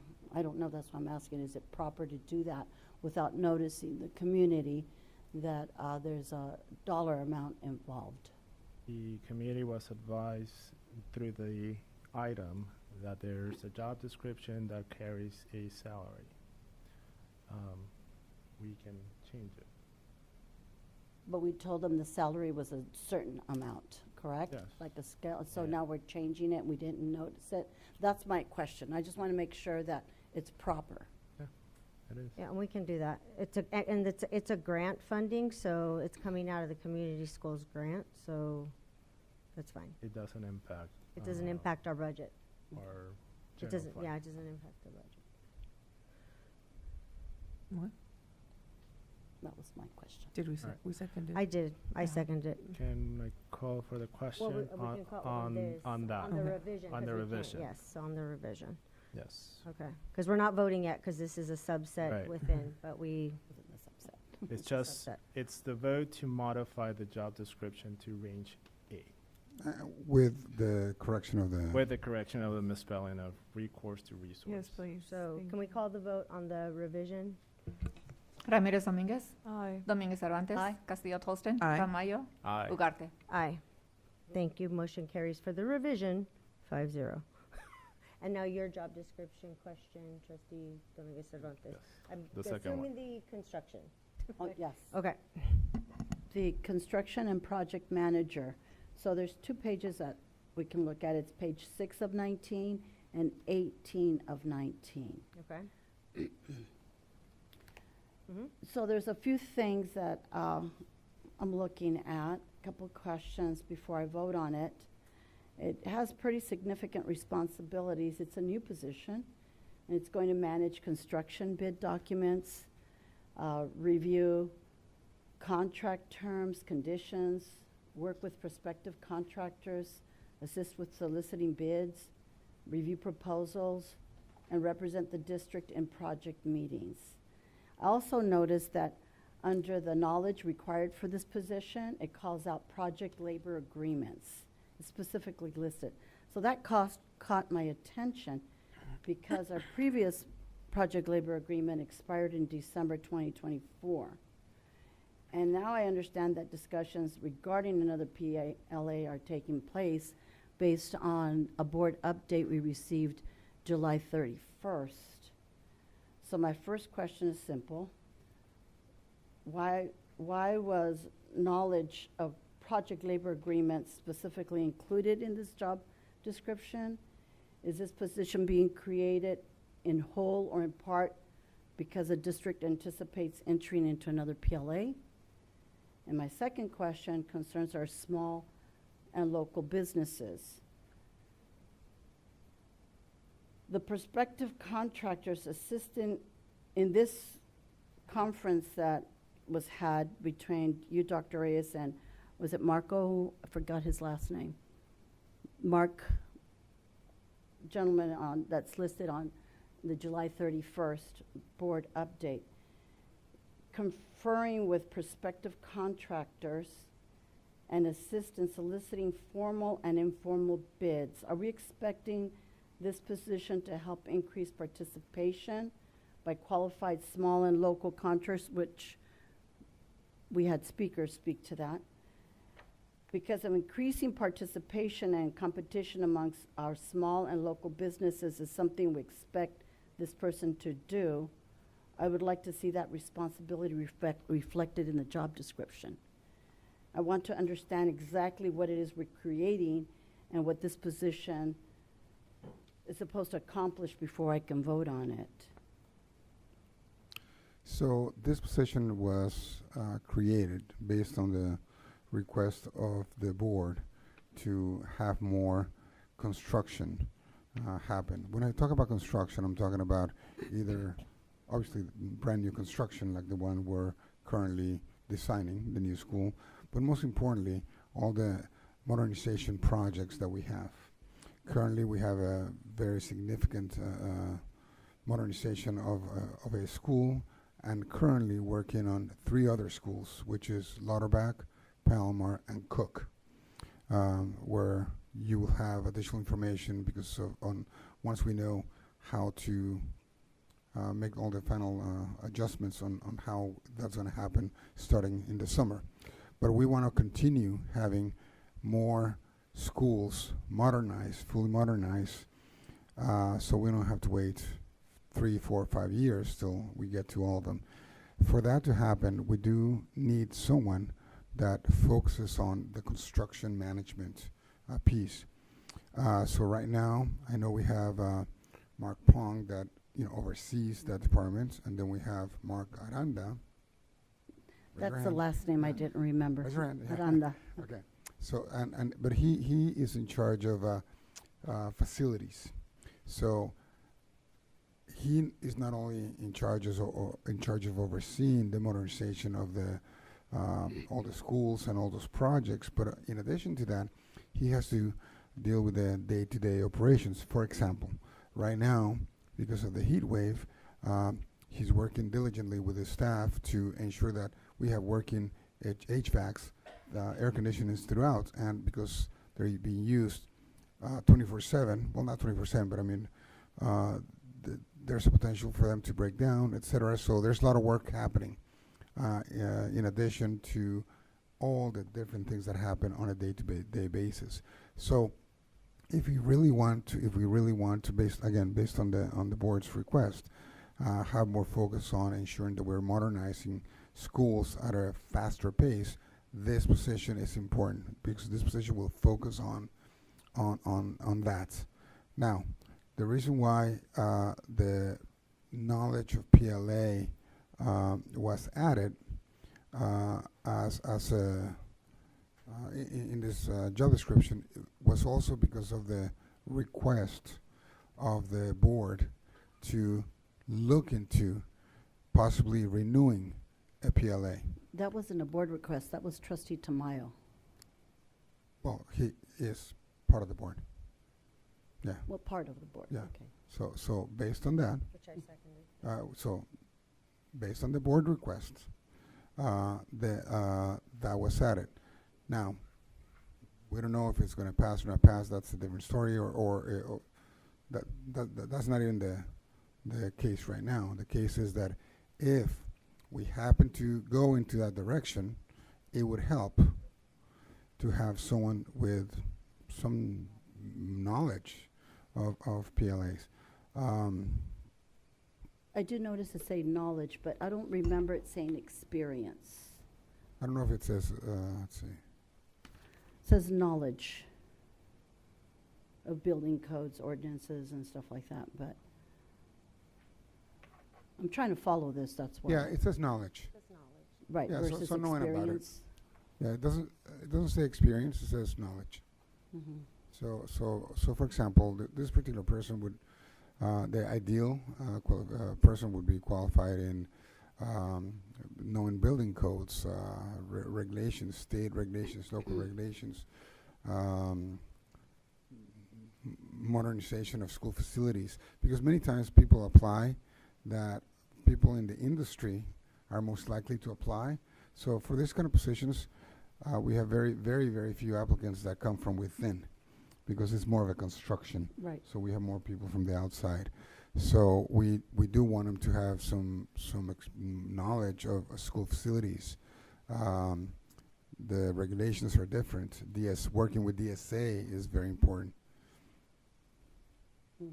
No, I understand that knowledge and then skills, but the reason there's, besides the specific things that I saw, it also because of the meetings you had with the labor unions and the LIUNA to develop, and they're going to develop something. So I was trying to make sense of how the flow was happening and what was driving this, because I did go back to listen over and over again how it just evolved, because back in May, I believe, was the first time Trustee Tamayo brought up, bringing up us looking at the small businesses, the processes, and the PLA, okay?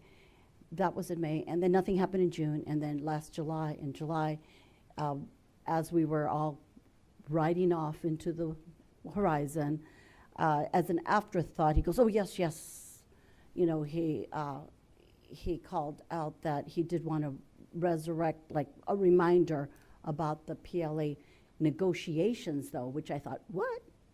Negotiations? We can discuss that more under reports, but specifically I was trying to figure out why this is happening, why was this coming in, and because the PLAs are included in there.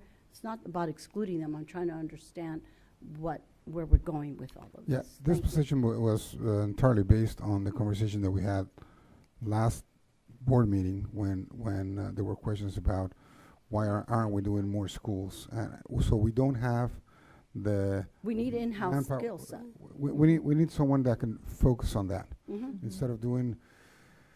Hiring all the time. For example, for next year we do three schools. We're doing 3 schools right now. We're doing all the prepping for 3 schools, but it's taking a lot from our it's really tasking to be able to do that and be And I successful. believe this could bring in this skill set instead of always having to hire out to bring in. So I understand. I'm trying to understand how it developed. That's what's driving my questions. And just, my understanding, and Mr. Pong, correct me if I'm wrong, but I believe this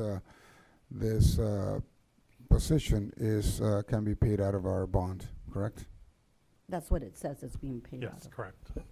WW and I don't remember the other. And V, I believe. I Or have a V, question. VB. I know that for project managers, one of a very professional certification they can have is a PMP. Why have we not included that as part of our requirements? So I'm going to defer that question to Mr. Pong. Or we can add it. We can definitely add it, but we don't want to limit the pool of the applicants that we receive. So I would recommend, if we did want to add that, that we would make it as desirable or preferred. Desirable, or to offer to get them through that program, because I know it's a program they can get them. But I definitely believe that we want to have the most knowledgeable, and that program, brings out, like, it's so specific for this that I was wondering why we haven't included it. Yeah, so we can add it as desirable, highly desirable, or Okay. desirable. Okay. Yeah. Do I need to motion to add PMP highly desirable? I can Second. Yeah, we can second that. Can we add that to, recording secretary, can we add that as a revision for highly desirable? Yes, thank you. Okay, can we take a vote? Yeah. Motion to approve? We did it. We Yeah. did a first Oh, and sorry. second, so.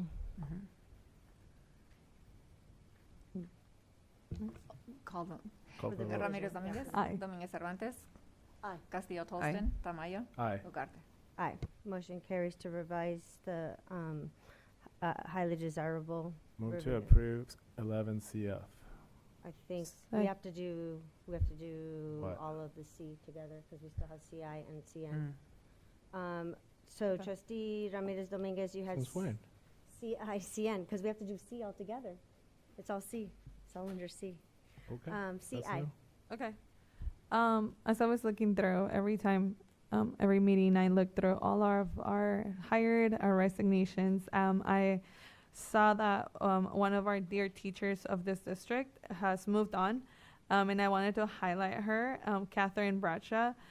You will be truly missed by all the teachers you train, the parents you encourage, and all the students you loved and taught. You'll forever have a legacy in this district, and I pray that you have success wherever you go. And I was just very thankful to this. This is one of my daughter's teachers last year, so it is very moving. And I love that they're moving on to better things, but we'll still miss them a lot. So that one's it. Do we move on? Or And then we have CN, you had okay, consultants. yes. For CN, in page, I closed it. Page, sorry. 11, yes, for consultants. I wanted to know, because we were talking about the community schools and the new job description, how does that, I'm looking at page 13 out of 19, the bottom paragraph, Southway Community Services. Can I get more information about this, what their role is? Yes, Dr. Rosendale, or I'm sorry, Ms. Casey? Yes, so we traditionally have used South Bay Community Services with our FRCs as staffing agents. So they work as promotoras and staffing agents to help support our community. We developed job descriptions last year through our community schools director to bring these positions under the district, and we haven't yet hired all those positions under the district, and our community schools director left. And so we are using them as a staffing agent for the FRCs. That's what this cost is. Okay, and then how many employees is that? I don't have the exact number of employees, but I can get that in a board update if you'd like that. Okay, yes, please. Do we have a motion for 11C? Hold it. Let me Oh. see if I have anything else on C. Yes, the last one is Wishwell LLC, which is just the next page. Mhm. Supports community schools. I would like to have more information about the parent engagement and the success for community schools. Ms. Casey? Yes. Please share, well, what Wishwell is doing and some of the success stories that we've had with community schools. Sure. So Wishwell is an organization where we refer families. And so a lot of our community schools, we have a lot of needs. And so our families will come into our community schools coordinators and they'll be like, I'm struggling with this with my family or with my student. How can you help me? And so these contracts give us resources to refer families to. So Wishwell is one of those resources that families can go get free counseling and support outside the school day. That's just one example of a lot of the resources that our community schools provide. But on top of resources for food and basic needs that are met through those organizations that come through our contracts here. Okay. So for these, is there like a specific list of like lessons they're doing, or is it just like you said, the referrals? They're referrals. Okay. Okay. Alrighty. Those are all my questions. Or move a motion for Yes. 11C. Motion to approve. Second. Recording secretary, there's a motion by trustee Ramirez Dominguez and seconded by trustee Castillo Tolston. Please call the vote. Ramirez Dominguez. Aye. Dominguez Cervantes. Aye. Castillo Tolston. Aye. Tamayo. Aye. Ugarte. Aye, motion carries 5-0. 11D, trustee Ramirez Dominguez. And Yes. Yeah, I have you. Yeah. Okay. So it says here, it's the resolution to increase the remuneration of trustee in accordance to Bill 1390 to $3,000 a month. The increase will be effective September 1st. I was reading about this bill, and I wanted to know. I see that it came effective October 11, 2025, so almost a year ago. Why are we bringing it right now? Dr. Reyes. So this bill, that's when it was signed, and ever since then, a lot of the districts have been gradually bringing in the increments. Many of them have already done the increment. There's others that have not, and that are also in the process of doing it. So I know that around us, I know Sweetwater has done the increase. South Bay, I believe, recently did the increase. I don't think National City nor San Isidro has done it. So it's a mismatch of some that have, that have not, and it has been throughout since it was signed up until now, and there's still districts that are continue to do the increase. Okay, but this bill doesn't give us funds. It just allows it to raise the amount, right? Correct. Okay. So I have another question. I was looking at the specific bill in that section 35-120, and it says that if the school has less than 60,000 but more than 25,000, there it is allowed to do this $3,000 a month. And my question is, if I am not mistaken, we don't have more than 25,000 students. So how come it is proposed that there will be the $3,000 instead of the $2,000 for the less than 25,000 students? Yeah, so that was the question I asked our legal department. So for us, we have non-charter and with charter. And so with charter, we do have more than 25,000. Okay, and we're allowed to include them when we're counting these students? Because they fall under us. They fall under us. Okay. And there's a limit of 3,000. Does that mean that we need to do the whole 3,000, or why specifically this $3,000? So the limit for our number is 3,000. The limit for all districts, depending on the size, is 4,500. Yeah. Ours is 3,000, up to 3,000. Okay. Hold on. I wrote something else, sorry. So we are using the other number you said? Okay. Yeah. Trustee Dominguez Cervantes.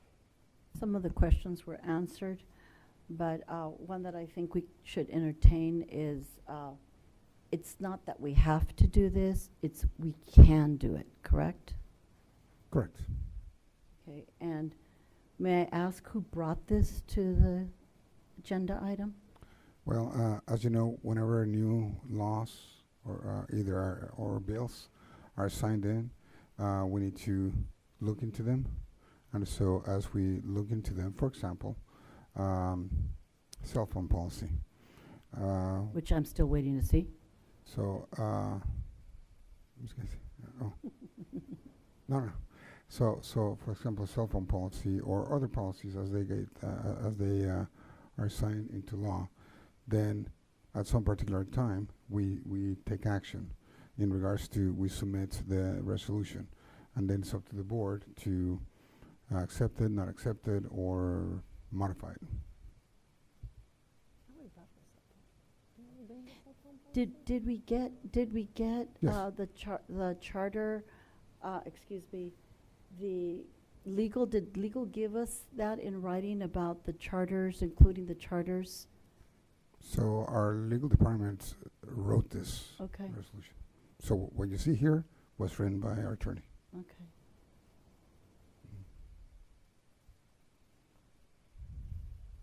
Move to approve. Second. Recording secretary, please call the vote. Ramirez Dominguez, Nay. Dominguez Cervantes, Nay. Castillo Tolston. Aye. Tamayo, Aye. Ugarte. Aye, motion carries 3-2. Item 11G, trustee Ramirez Dominguez. Yes. It is quite a good. I just really enjoy seeing that we are doing something over the campus substitute and their pay rate. I know that has been something that our classified has constantly been mentioning about how it is really difficult to find substitutes. So I just wanted to highlight and thank the district for, moving on and doing this change. And I hope that it doesn't have to end in 2027. Maybe we can continue, or, I won't say more, but I'm just very glad to see this and that we get to, give classified what they are due. So thank you. Motion to approve. Second. Recording secretary, it's been motioned by trustee Ramirez Dominguez, seconded by Vice President Tamayo. Please call the vote. Ramirez Dominguez, Aye. Dominguez Cervantes. Aye. Castillo Tolston. Aye. Tamayo, Aye. Ugarte. Aye, motion carries 5-0. Item 11K, first trustee Ramirez Dominguez and then trustee Dominguez Cervantes. For this, this was a very simple report. I could totally understand it. Thank you for that. But I would actually like to know more information.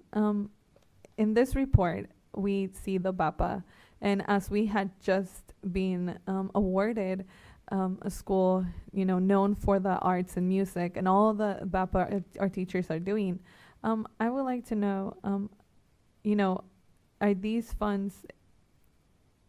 Okay, first of all, how long is Prop 28 gonna go for? Mr. Brown? Currently, Proposition 28 is in ongoing funding. Okay. So we shouldn't have any issues. So we shouldn't have BAPA teachers worried that they're going to lose their jobs because of lack of funding. So you have the report in front of you? Yes. Okay. So if you see the report in front of you, Yes. it reads that 25.9, almost 26 FTEs are funded by Prop 28. The rest are district funded. Okay. So that's what this report says. Okay. So for the 43 schools, we're only funding 25.9. No. So we're funding 25.9. In addition, we're funding 43 FTEs. Correct, Mr. Brown? That's too many schools. No, in total FTEs, It's we have FTEs. 72 Oh, okay. district-wide. Of the 72, 72. That's what we had budgeted, and so 25.9 of those 72 were funded through this Proposition 28. Okay, so we have 72 FTEs. Yes? Yes, 72 FTEs of 72 BAPA full-time equivalent. teachers. Yes. Uh-huh. That's quotable. 72 teachers, and we're only funding 25.9 with this money. Okay. For clarification purposes, 72 FTEs. Yeah. The FTE doesn't necessarily equate to a teacher. Okay. Okay, it could be 2 part-time teachers. Okay. So FTEs is a full-time equivalent. Okay. Do we know what the actual number of people that is? We don't. Do you have that number? I don't have that one in front of me. Okay. So what you're saying is that this funding only applies to 25.9 FTEs Out of the 72, yes. out of the 72. Correct. Okay. Okay, I understand more. So that means that we're funding the rest. Why is Prop 28 not funding everything? Or is that normal that they just fund a portion? Well, that's the, I don't know, that's the way it was written. Okay. Yes. Okay. That's just me asking. Right. I need to So, know. so just so yeah. you know, Chula Vista Elementary has always gone above and beyond in regards to visual and performing arts, above and beyond, and invested significantly in the VAPA program. Okay.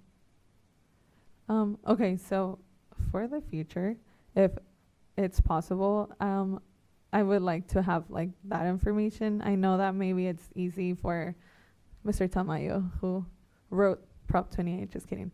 But I was in the room. but you know. But yeah, so it's just that it's clear. You know, I've been here for a couple of years, but I want to make sure that it's clear for the whole community what we're doing and how it interprets to when we hear teachers worried about their future, what we're, having that disclosure and that transparency would be really helpful. But yeah, those are all my questions. Thank you. Trustee Dominguez Cervantes? I know when, a couple of years ago, we had not tapped into Prop 28. So, because the structure wasn't built, the regulations, the rules, whatever. What happened to that money? Did we now all of a sudden get that back money? How does that work? So we were able to use that money to continue funding. So Because we didn't have the structure, so what did we do with the money? we were able to keep the entire program. Remember, we have a deficit between the Prop 28 and what we actually Right. have. Okay? 46.9. And so we're able to keep, for example, for this year, we're able to keep the entire, everyone. Because of in the back because money of the that we back hadn't pay. tapped Correct, into? correct. So we didn't need to use our unrestricted funds to do that. So we were able to use that funding, which helped the district. Right, so if we're using So that, we have used Prop 28 money. even the one that we didn't have the structure for at the Correct. time. So are we going to be able to maintain that amount of staffing? Because it's going to catch up at some point, right? And so right now, the goal is to continue supporting our VAPA program. Right. We value VAPA. We do. We value our teachers, and especially we value what it does for our students. And so right now, we do have a committee that is working to see how can we best serve our students, but at the same time, make sure that it's physically possible. So we are looking at different ways to supporting our VAPA program. How that's going to look, we don't have I don't have the answer now, but we are working with teachers. We are working with the union, and we're working with other VAPA teachers to look at maintaining the integrity of our program, our VAPA program. Right, and that's what I'm trying to understand, because at some point it catches up to you if you keep, because it essentially ended up being like a savings, but you keep using it. I want to make sure we protect our teachers, that we protect our VAPA, just like you've said, our VAPA program. But I'm just wondering what mitigation we have in place. You're saying you're meeting, whatever, so that There are means. a committee, yes. A committee, a VAPA committee? Correct. And that's like VAPA teachers. I'm imagining that Ms. Rosie is on it, that CVE is there Yes. also. And so could we just get little updates here and there, because it surprises, or just that, it surprises us, and then we're wondering Mhm. what Absolutely. happened here. Thank you. Is that all the questions for 11K? Yes. Okay, is there a motion to approve? Motion to approve. Second? Motion by trustee Ramirez Dominguez, second by trustee Dominguez Cervantes. Recording secretary? Ramirez Dominguez. Aye. Dominguez Cervantes. Castillo Tolston. Aye. Tamayo. Aye. Ugarte. Aye, motion carries 5-0. Item 11M, trustee Dominguez Cervantes. It's just my standard request to make sure that no child is not able to attend because there was lack of funds. But I'm wondering, do we have something in place where someone's following up? Because we never want them not to go because of that. Some people, they don't want to share that they don't have the funds to buy that sleeping bag, or those, like when they go to the Star of India, those rubber boots, things like that. They might be able to afford the other component, but not these additional pieces that they need. And it always concerns me that, because my kids couldn't go to a lot of things because I didn't have money. And I don't want anybody to ever go through that, ever. So that's always a concern of mine, that what we're doing, are we waiting last minute? Is it a week in advance? There should be some kind of, I don't know, like maybe just standing rules where we have an expectation. Yeah, so our principals work closely with the teachers, because the teachers are the ones that know their kids best. So our principals do work with our teachers, and whenever the teacher shares with them that there's a particular situation with a family or a student, then they either work directly from school resources, but if needed, they would contact us. They would contact student services.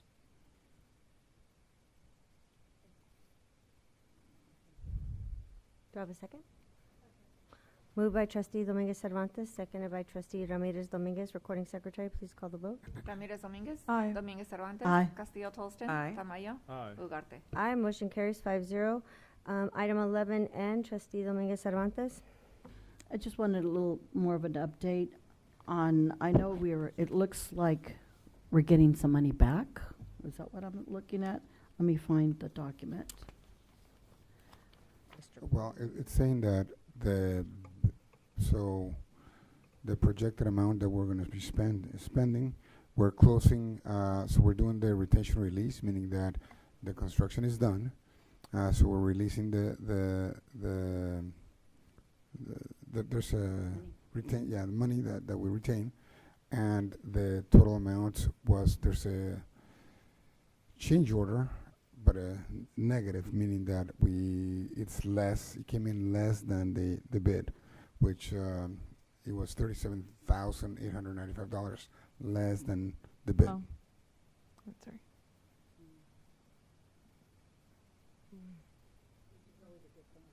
It's a great thing. Nice. Are we done with Tiffany, with her skylights and everything? Yes. And by the way, we want to see the skylights, and they make a huge difference. Wow. Yes. Yeah. I know my nephew goes there, Mhm. and they were shut out when the lights went out. They went completely out, like a bunker in there. Correct. Wow. So, I mean, you can't teach a class. Right. But you can see, I mean. But you can see where you're walking. For safety reasons and for, Mhm. yes. Well, thank you for following up on that. Please thank the whole staff for that. Yes. Move to approve 11N. Second. Moved by Heard it. trustee Tamayo, seconded by trustee Dominguez Cervantes. Recording secretary, please call the vote. Ramirez Dominguez. Aye. Dominguez Cervantes. Aye. Castillo Tolston. Aye. Tamayo. Aye. Ugarte. Aye. Motion carries 5-0. All right, administrative action items. Approve, ratify the First Amendment to the Assistant Superintendent contracts. Dr. Reyes. Yes, so there's a couple things that need to be. Oh, I put it in your office. Gracias. Here you go. There you go. So there's, so last month, there was, the board approved the contracts of all the assistant superintendents. And they're all the same. What changes is the title. For example, Assistant Superintendent of Human Resources, Assistant Superintendent of Instructional Services, or Business Services. But the contract itself, the content is the same. So there are a couple of changes that typos, but they do make a difference that need to be corrected. Is that on page 1, it said 24-25, the school year 24-25. So basically, the salary schedule that was listed was the salary schedule of 23-24, when it should have been the salary schedule of 25-26, which should remain the same as 26-27, meaning that what they're currently, and so we changed the salary schedule to the correct one, because the salary schedule that was listed on the contract that was approved last month was the old one, which would means they would get they would be making less money. So we wanted to correct it to make sure that they're making the same as last year. Okay. So besides that, there's 0 changes in regards to salary. It's the same as last year. It's just corrected, and we corrected the year. The other part, which is new, this part is new, is that Trustee Tamayo motion that wanted to increase the life insurance policy to, and it was approved by the board, to match their step 1. So when we contacted the insurance carrier, they said that it has to be a fixed amount, meaning that, let's say next year, so right now we have step 1 at an amount. Let's say next year that step 1 changes.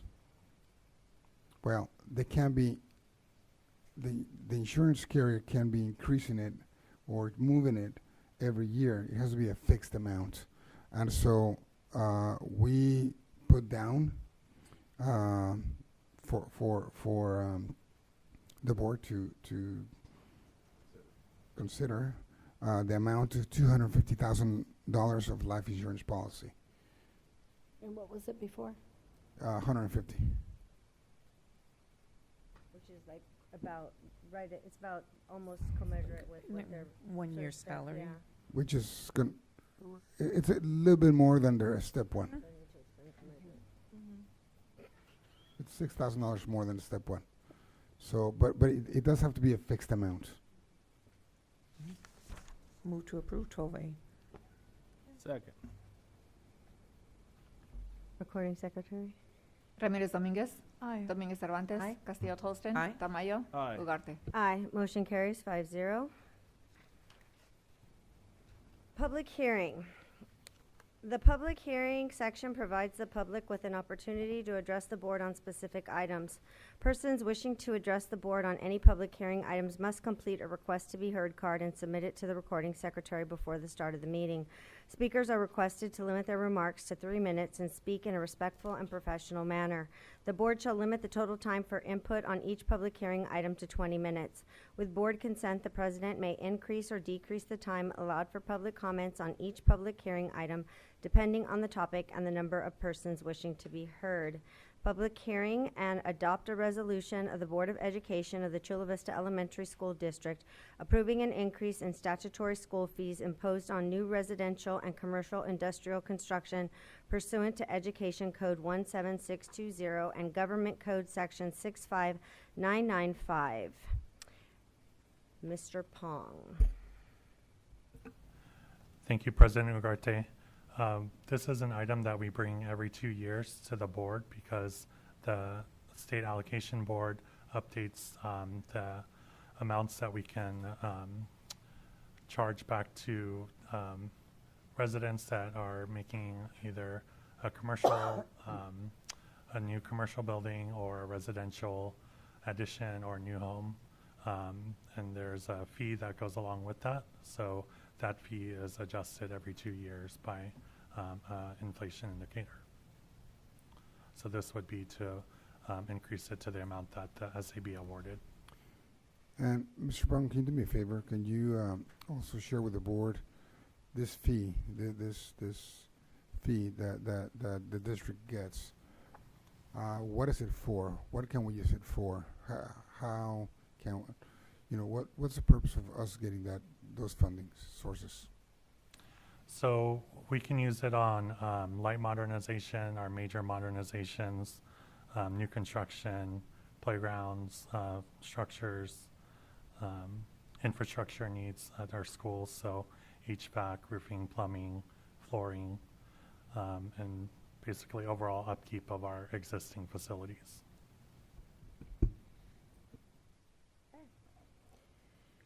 I am now opening the public hearing.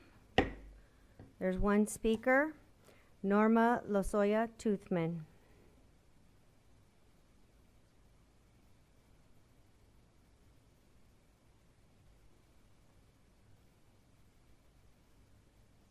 Might be outside. Somebody outside?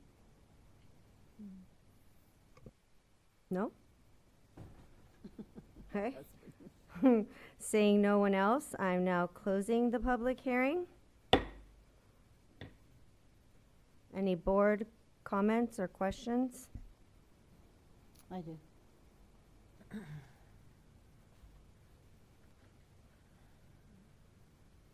So some of the items that, thank you, Mr. Pong, that you've called out are the very things that are in the bond measures that we ask the community to pay.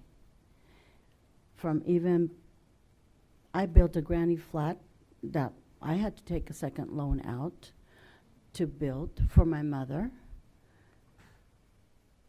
And then we ask again, we're asking these fees to cover the very things we've told the community that we have the bond measures for.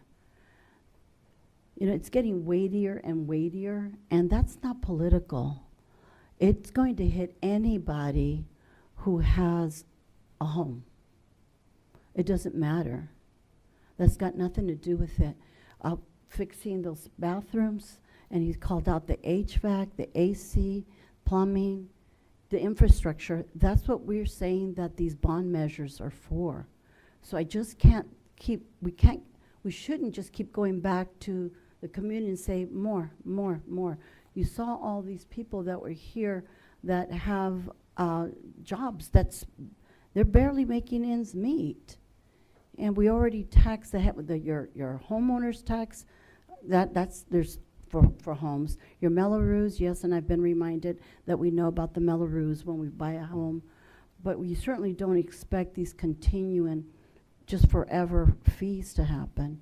I just can't agree to support something that we've already asked the community as a whole to vote on. It passed. Those bond measures are there. They're there for that reason. I don't see how that's right. Thank you. I have a question. Can I please get a clarification about how Sweetwater Union High School District is sharing the amount? Correct, because this is for school district, so we both share the same geographic area. So students go to, the families can have students at our district, their district, or both districts. Okay.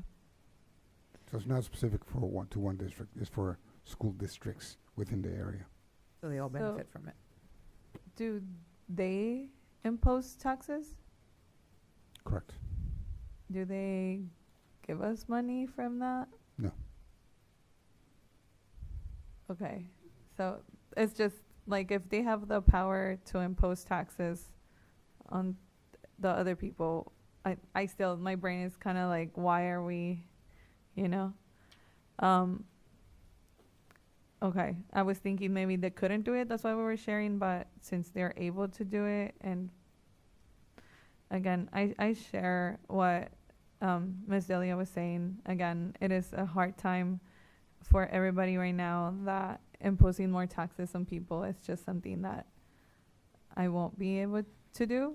And that's, you know, our decisions, my decisions have always been for the people, because those people are the parents of the students that come to our schools. So if they have a hard time making ends meet, the child will take those, the stress also, and all the things that happen in a family when things are not going well. So it's really, you know, hard to see. And like Ms. Delia said, if there's already bond measures, there's already other places where we can get this funding. I just couldn't. But that was it for me. So I think one of the important things about this is that this is fees exclusively for new developments. So new homes, you go and remodel or create a granny flat, there's an extra fee. For those of us that own a home, there's no increase. There's no increase. Unless we go and remodel and create a granny flat or something like that, then yes, this applies. Or there's the new development that there's a new home, that is where this applies. For the rest of us, there's no increase in taxes. But yet our county as a whole is encouraging us to build ADUs. So this will apply to them too. If you convert your garage, it Right. applies to you. Yeah, But that's you knowing that if you build, then you get this tax, right? There's no additional tax to the average citizen that owns a home right now. Yeah, it's a new build. So if they're building and if they buy a new home, does it apply? It comes with the price of the It comes with home. those. So it's there. Yeah. Yeah. So it would apply to people. And I think that most people building ADUs is because they want to, you know, have that extra income. So we are, you know, in a way like affecting that. So it's We're not telling like, them to share some of that income for our students. well, it's hard for them already. So I just. It's hard for yeah. our students too. Move to approve. Second. Moved by trustee Tamayo, seconded by trustee Castillo-Tolston. Recording secretary, please call the vote. Ramirez Dominguez. No. Dominguez Cervantes. Nay. Castillo Tolston. Aye. Tamayo. Aye. Ugarte. Aye, motion carries 3-2. First and second read of board policies, administrative regulations, and board bylaws. There are none. General information, items, and reports. This is the portion of the agenda where board members can report to the public any excuse me, any items that they wish to have the superintendent look into. Any reports? Trustee Ramirez Dominguez.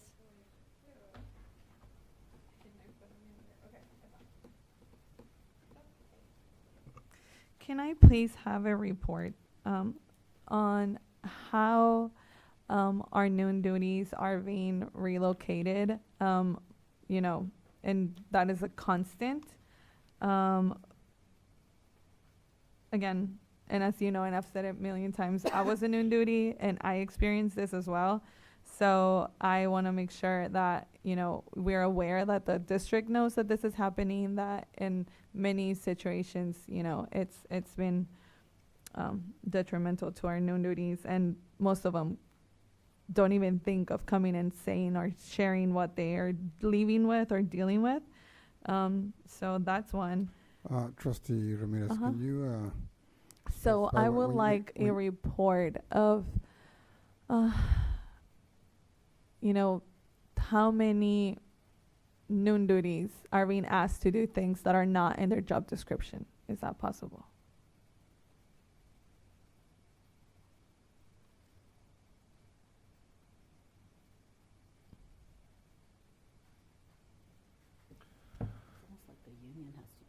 Let me help you out. Yeah, here. I'm like, yeah. None.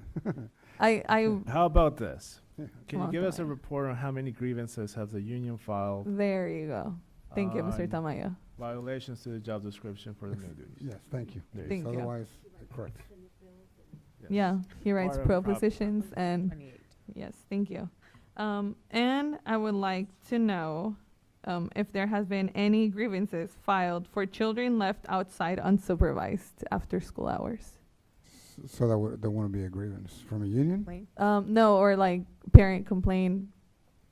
Because children outside after hours unsupervised, it's a liability. Like what they were saying, I just wanted, I became very like my ears were ringing when they said that. So let me see if I understand this. Yeah. You want a number of complaints.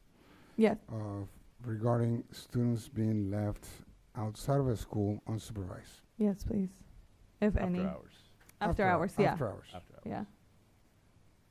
Or before hours? Do they leave them outside unsupervised? So, yeah, before or after school, So before, because so left unsupervised by the parent or by the, so I don't understand. because of what was mentioned, or what the closed campus program is. I just want to make sure we're really not leaving any child outside unsupervised because of our policy in closed campus. So I don't know. I just want to make sure, again, there's no children left after hours outside unsupervised due to our policy. And can I have an update on the current PLA, or can we have like a report on what the progress is on the PLA, or that meeting that you had? Well, I didn't have any money. I did not have the meeting. It was Mr. Pong. Okay. But So please. But yes, so he did give an update last board update. He gave an update, and he can give as soon as we have anything new. Yeah, we give can do you- that. Yeah, because as far as I know, there hasn't been any movement since his last update. Okay. So Just to have a continuous when it there is- happens. when Yep. there's update, we'll give an update. Yes. Thank you. Thank you for clarifying. I must have misread the board update on July 31st. It was your report saying you and Mr. Mark had No. met. Okay, so I'll go back to look at it. So you know, I'm sorry. It was under his. So on the board update, Yes. I have my report, and then Ms. Casey's. So it was under That's his. good. It was under Mark, Mr. Pong's. So he said, I and Mark Mark and Aranda. Mark. Both So it Marks. was him and Mark Aranda. Yeah, not me. Okay. Well, thank you for clarifying that. Yes. But speaking of such, I had questions because I mentioned some of the things earlier along those lines. So I was just a little bit confused because we had the San Diego County Building and Construction Trades Council and Local Laborers 89 Layuna for preliminary discussions about updating the PLA. And it also says the unions will be providing their template contracts to the district for consideration. That one kind of was concerning. So I don't have a problem with the district meeting with labor. Labor represents workers, and we want that. Workers deserve to have their interests represented. My son's Teamster, my daughters are CBE, I was CIU. It's not about that. It's what I'm looking at here. What bothers me is that I don't yet see the other side of the process. Like, how did we get to discussing a new PLA at that level? I thought what Trustee Tamayo had asked, and I went back to re-listen what was said.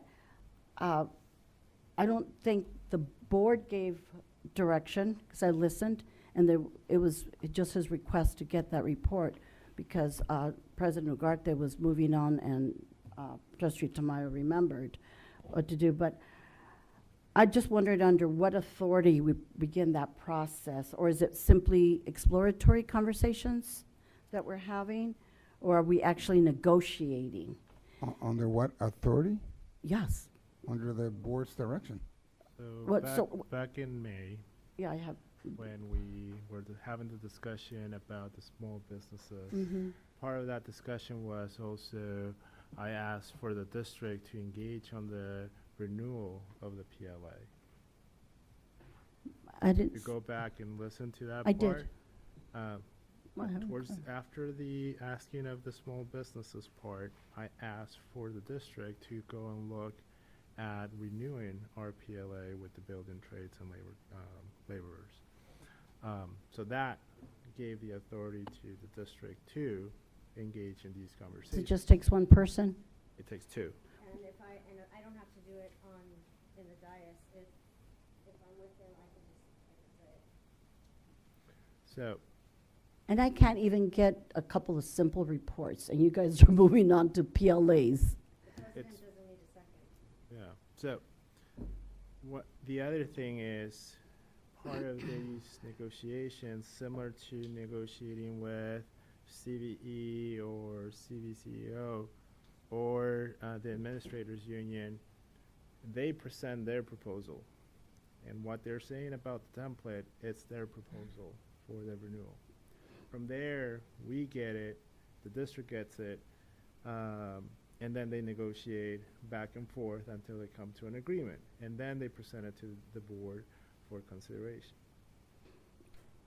Well, then, we need to make sure that the other stakeholders are being considered. Are we just, you guys independently making the decision that only these two organizations are going to be involved? Are we looking at the small contractors? And right now, this is an agenda item, and that process will happen. Right now, we're just there to have a Okay. conversation. Okay, Ken, I know you told us before that it takes two persons to get something on the agenda. Can I motion to have this item agendized for next month? And may I ask if there's somebody I can get a second from? An agendized item for About considering, to make sure that we have all stakeholders involved, much like what the different speakers came to speak about. So, Do I just need to have a second? so right now we're in reports, but also we're in negotiations. We're right now we're having conversations. Nothing has far from having a decision. So we're just having conversations with them, as far as I know, with Mr. Pong. Well, So the term negotiations has been used quite a bit. I'm sorry? The term negotiations has been used multiple times. That's why I'm asking additional Well, questions. And let me rephrase, because we haven't received anything. So it's just basically Mr. Pong had and Mark had a initial conversation. That's where we are. And part of what we want to do is absolutely look at all aspects before. And just so you know, before anything is presented to the board, we do run it through our legal department for anything. So we have our legal department that handles special education, our legal department that handles HR. We have an attorney specifically for anything dealing with real estate, construction, any of that. So everything, before anything is brought here, it is we do consider all aspects, and we do run it by our attorney. And actually, many times what happens is there's going to come a point where it's going to be our attorney and their attorney. We'll be doing this. Right now, we're not even there. We're just having, we had a conversation. Well, they had a conversation, and that's where we are right now. Initial I conversation. just want to have, well, then my report, going back to what President Ugarte is speaking to, in that report, I would like to see what's being proposed with because the agreement, the past one expired in 2024, so I want to understand the costs and benefits. I want to know what effect it could have on competition and small business participation. I want to know what alternatives are considered. And I want to know what the district itself believes should be the agreement before we simply somebody accept the template, but I'm understanding from you that there'll be additional conversations. That's good. But what problem is it we're trying to solve right now, going this route, may I ask? Okay, so I'd like to share with Trustee Ramirez Dominguez. as soon as we have any kind of update, because right now, there's no update. I'm not saying no to Pill A. I just want to know what Yeah. what is it we're trying to. As soon as we have something, absolutely, we'll share that on the Friday update. So what is it? We have $810 million in general bond money, so we want to make sure that I've got a lot of questions, and with the different pieces and this new position that opened, and with that board update, it's only logical that I would have questions. So that's one.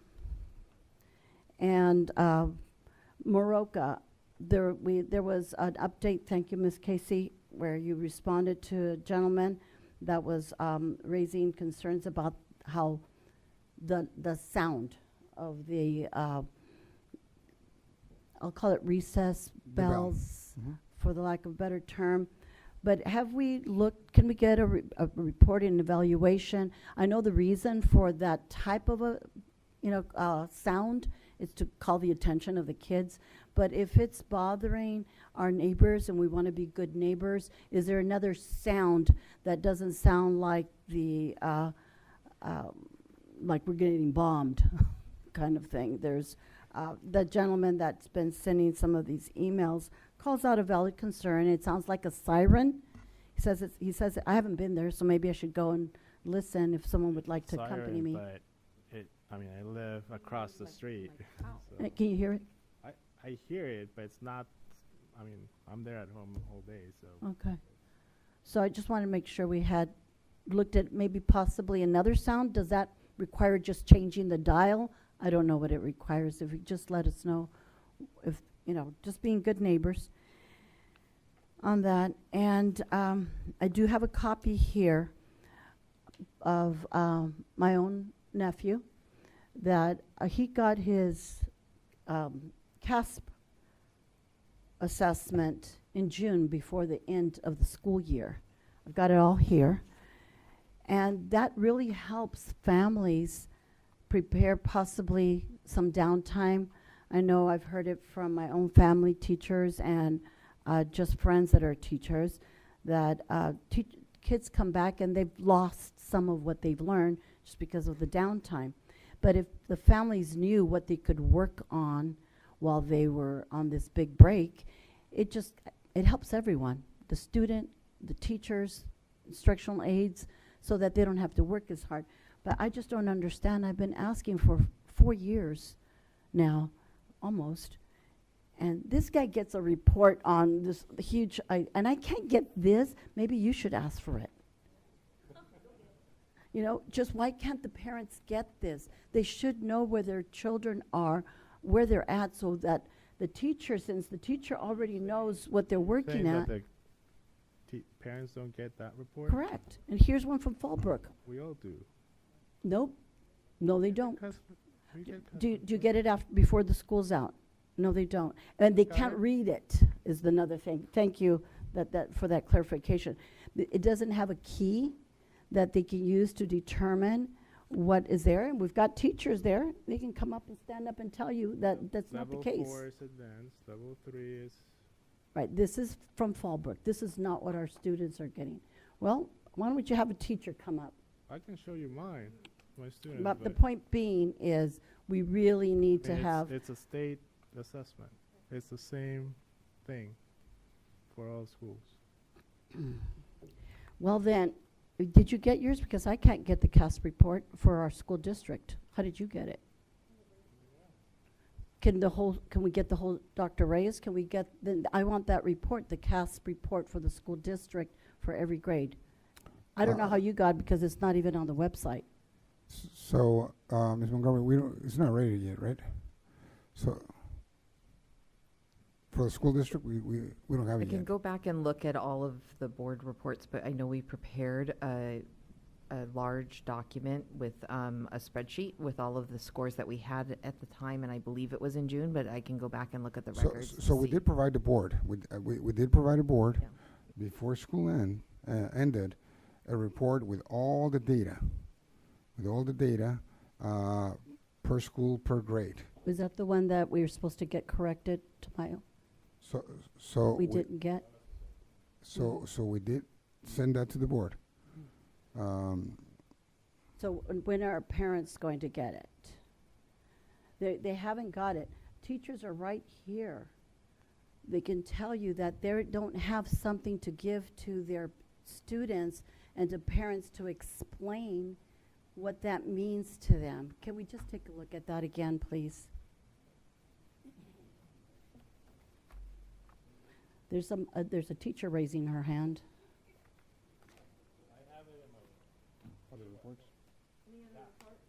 Yes. Also, the Title I monies that were issued for this last school year, I think that we got them later for August 1, in August, right? I don't remember. Did we get the 25-26 allotment for all the schools? Correct, yes. 26? Okay, because I couldn't find my copy, so I thought we had it, but if you can resend it to me, that'd be great. Thank you. And another one, let's see here. Could we follow up on some of the previous reports that I've asked for? I also previously asked what impact our community schools were having in comparison to previous years, so that we could take a look at how we can better support the community schools. When you say impact, what specifically are you talking Like about? academically, like comparing year to year, so we can support them and help them, because the whole child includes the academics. I want to make sure what impact being a community school has had for that school academically. I want us to make sure they get the appropriate support.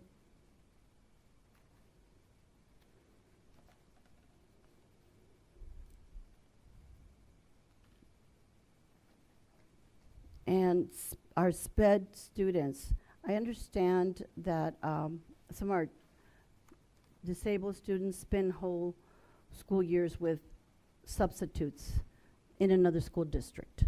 I just want to make sure, are we doing okay there? So what is the question? Our SPED classes, schools, children, it says here, disabled students spend whole school years with substitutes. That's just for San Diego Unified. I want to make sure that, do we have enough credentialed Okay. Yeah, you're talking about the article. Yes. Yeah, so what I can do is I can have Dr. Rosendale provide a report on how are we doing with staffing regarding our SPED classes. Mm-hmm. See what we could do to support that if there needs to be.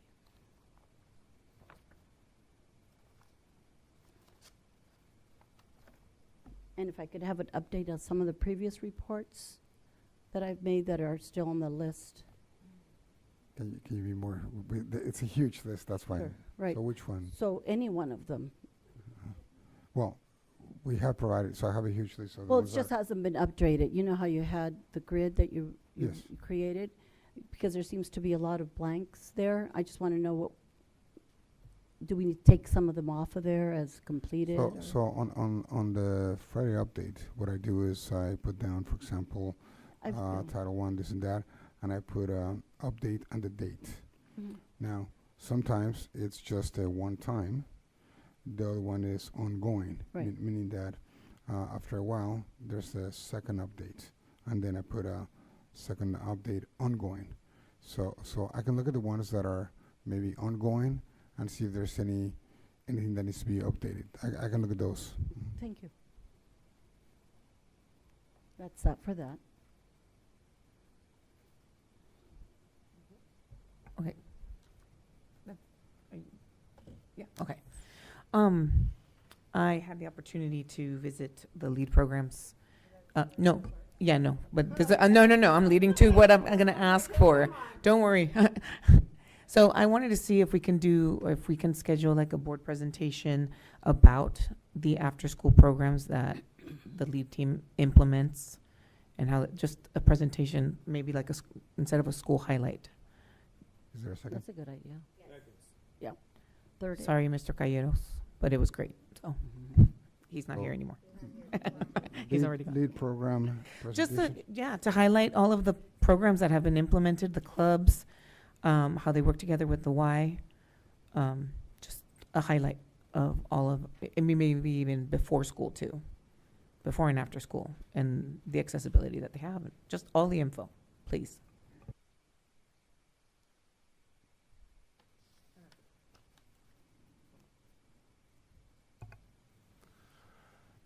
Let's see. I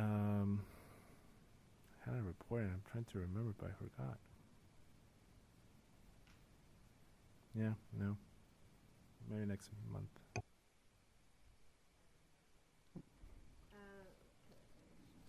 We're now at the point of the board where we communicate to the public where, since the last board meeting, any events or sites that we've visited since our last board meeting. Trustee Ramirez Dominguez? Yes. I attended the Community Expo, which was an absolute success. So congratulations to all our team, all the team that worked on that, especially on the food. The people were lined up all the way to I don't know what street when we got here in order to get the food and the resources and the backpacks and the burritos and the paletas. The paletas were amazing. We didn't get one, but because we didn't do that line because it was wild too. But it was such a success. My kids learned a lot. Were able to be exposed to many different resources, to one of our highlighted DODIA grants with innovation, which was great. And yeah, we thoroughly enjoyed it. We just wish more people knew about it, and we might actually need like more space because it was really packed, but I know that we could have helped more people, and I'm sure that's the goal for next year.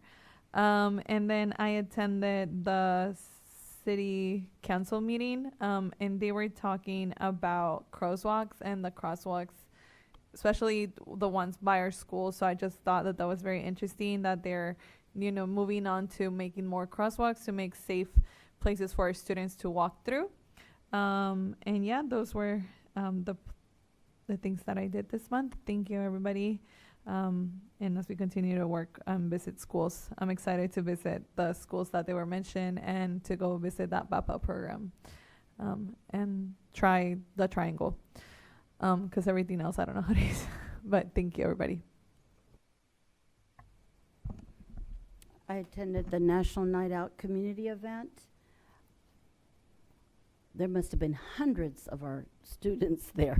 Yeah. It was great. Also, they had a walking paletero walking around. One of the law enforcement persons was pushing that, giving that, and Tacos El Gordo line was wrapped around the building, down around to the other side.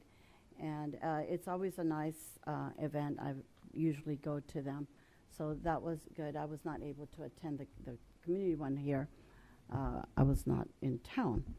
But also I wanted to thank our community, to include our unions, our staff, our teachers, our classified, everyone who, and our admin here. And Sharon was only gone for 4 days, and I said, no, it wasn't 4, it's more like 8 days. She does double work all the time, and our parents and our students, just everyone that makes this world go round. Thank you very much. I also wanted to especially thank our CVE for calling out what I was speaking to, and I thank you. At the tentative vote that we had in June, my whole purpose of calling out, Ms. Sharon Casey was sitting there in your seat, Ms. Dr. Reyes.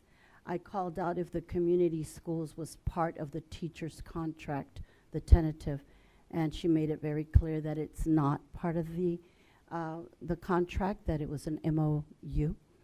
And again, I listened over to the recording. So thank you for calling out that. In fact, my comments that I made were strictly about the terminology used. And because these things are memorandums of agreement or of understanding or contracts, words matter in these contracts. And my concern is to make sure that all the schools are just, that we treat every school fairly and all employees are treated fairly. So thank you to our teachers union also for a wonderful agreement that they came together in negotiating with our staff, because I support teachers tremendously as much as I support classified and our admin. So thank you for calling that out. My comments were solely on the subsection on community schools, nothing to do with the labor contract, as Ms.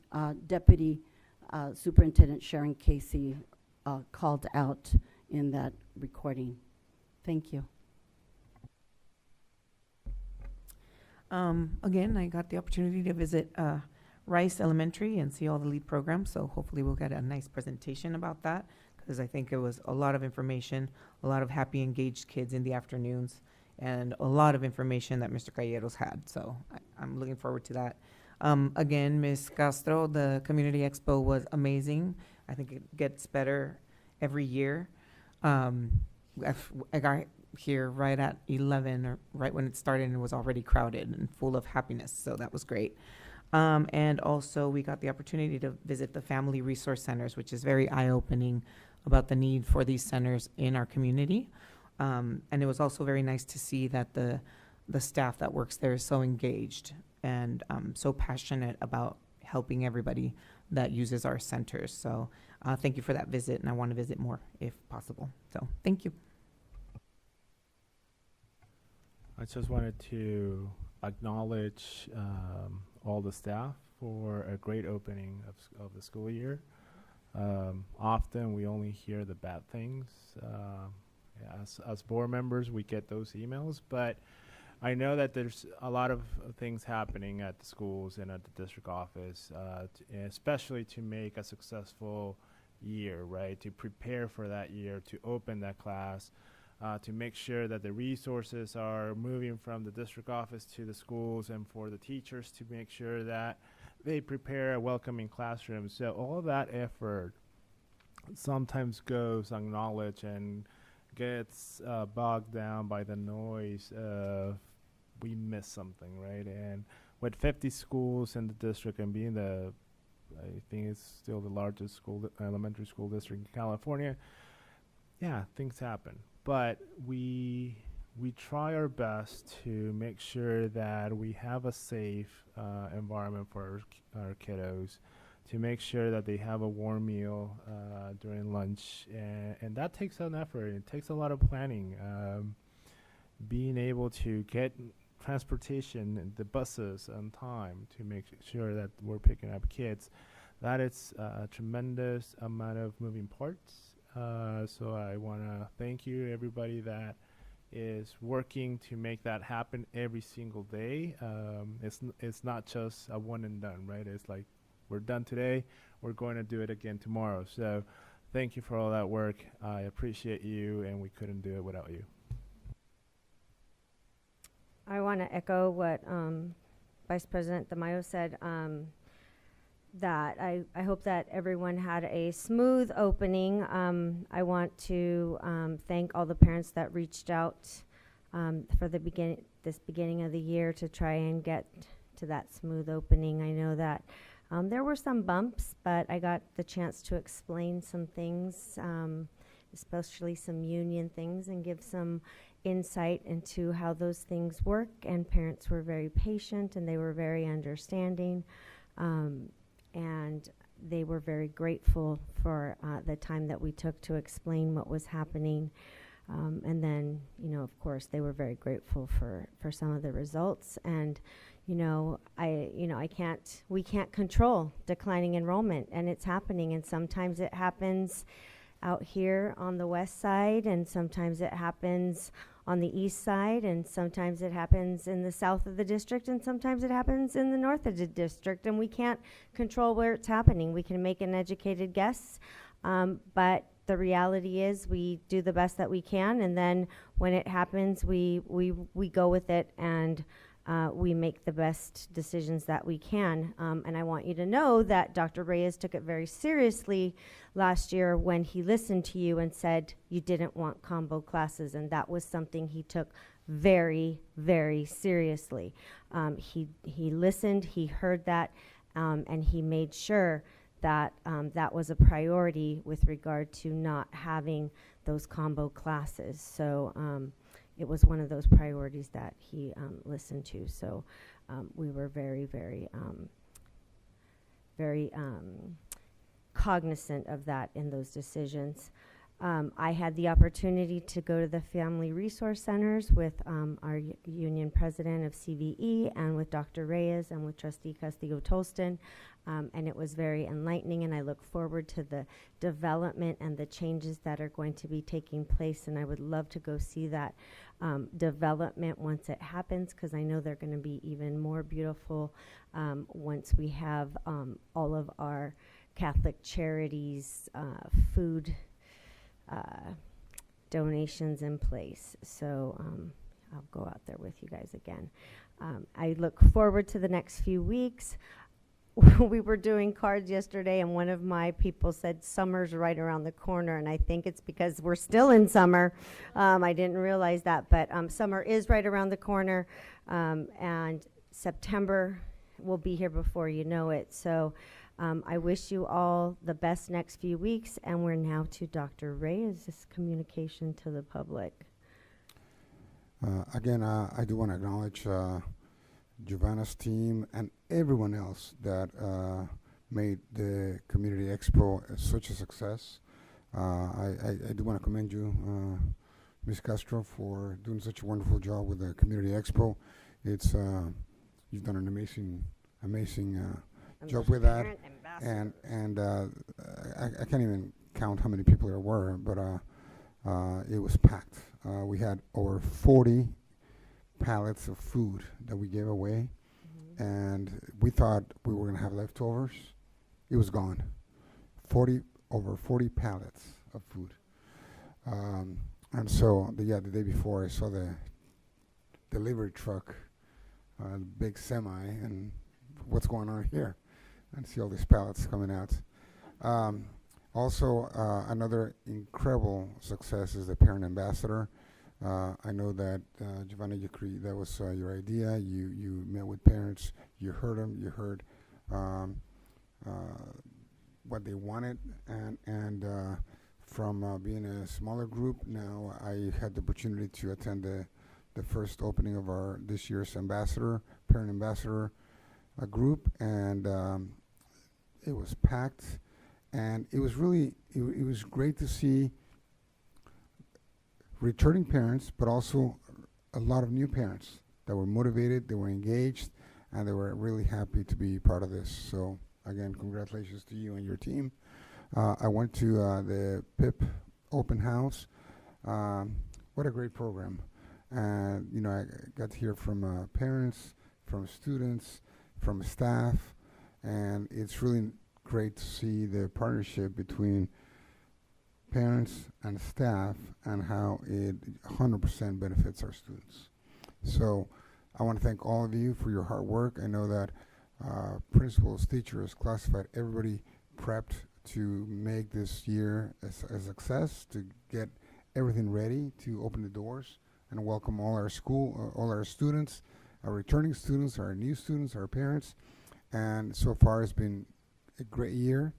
Cabinets, you're amazing. You're great. I know you work many long hours. Thank you. And thank you too.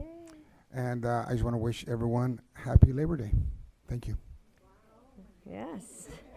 Coming up. It's coming up. The next regular meeting of the Board of Education of the Chula Vista Elementary School District will be held on September 9th, 2026 at 4 p.m. for closed session and 6 p.m. for the open session. And with that, I will entertain a motion to adjourn the meeting.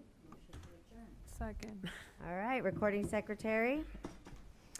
Ramirez Dominguez. Aye. Dominguez Cervantes. Castillo Tolston. Aye. Tamayo. Aye. Ugarte. Aye, motion carries 5-0. The meeting is adjourned.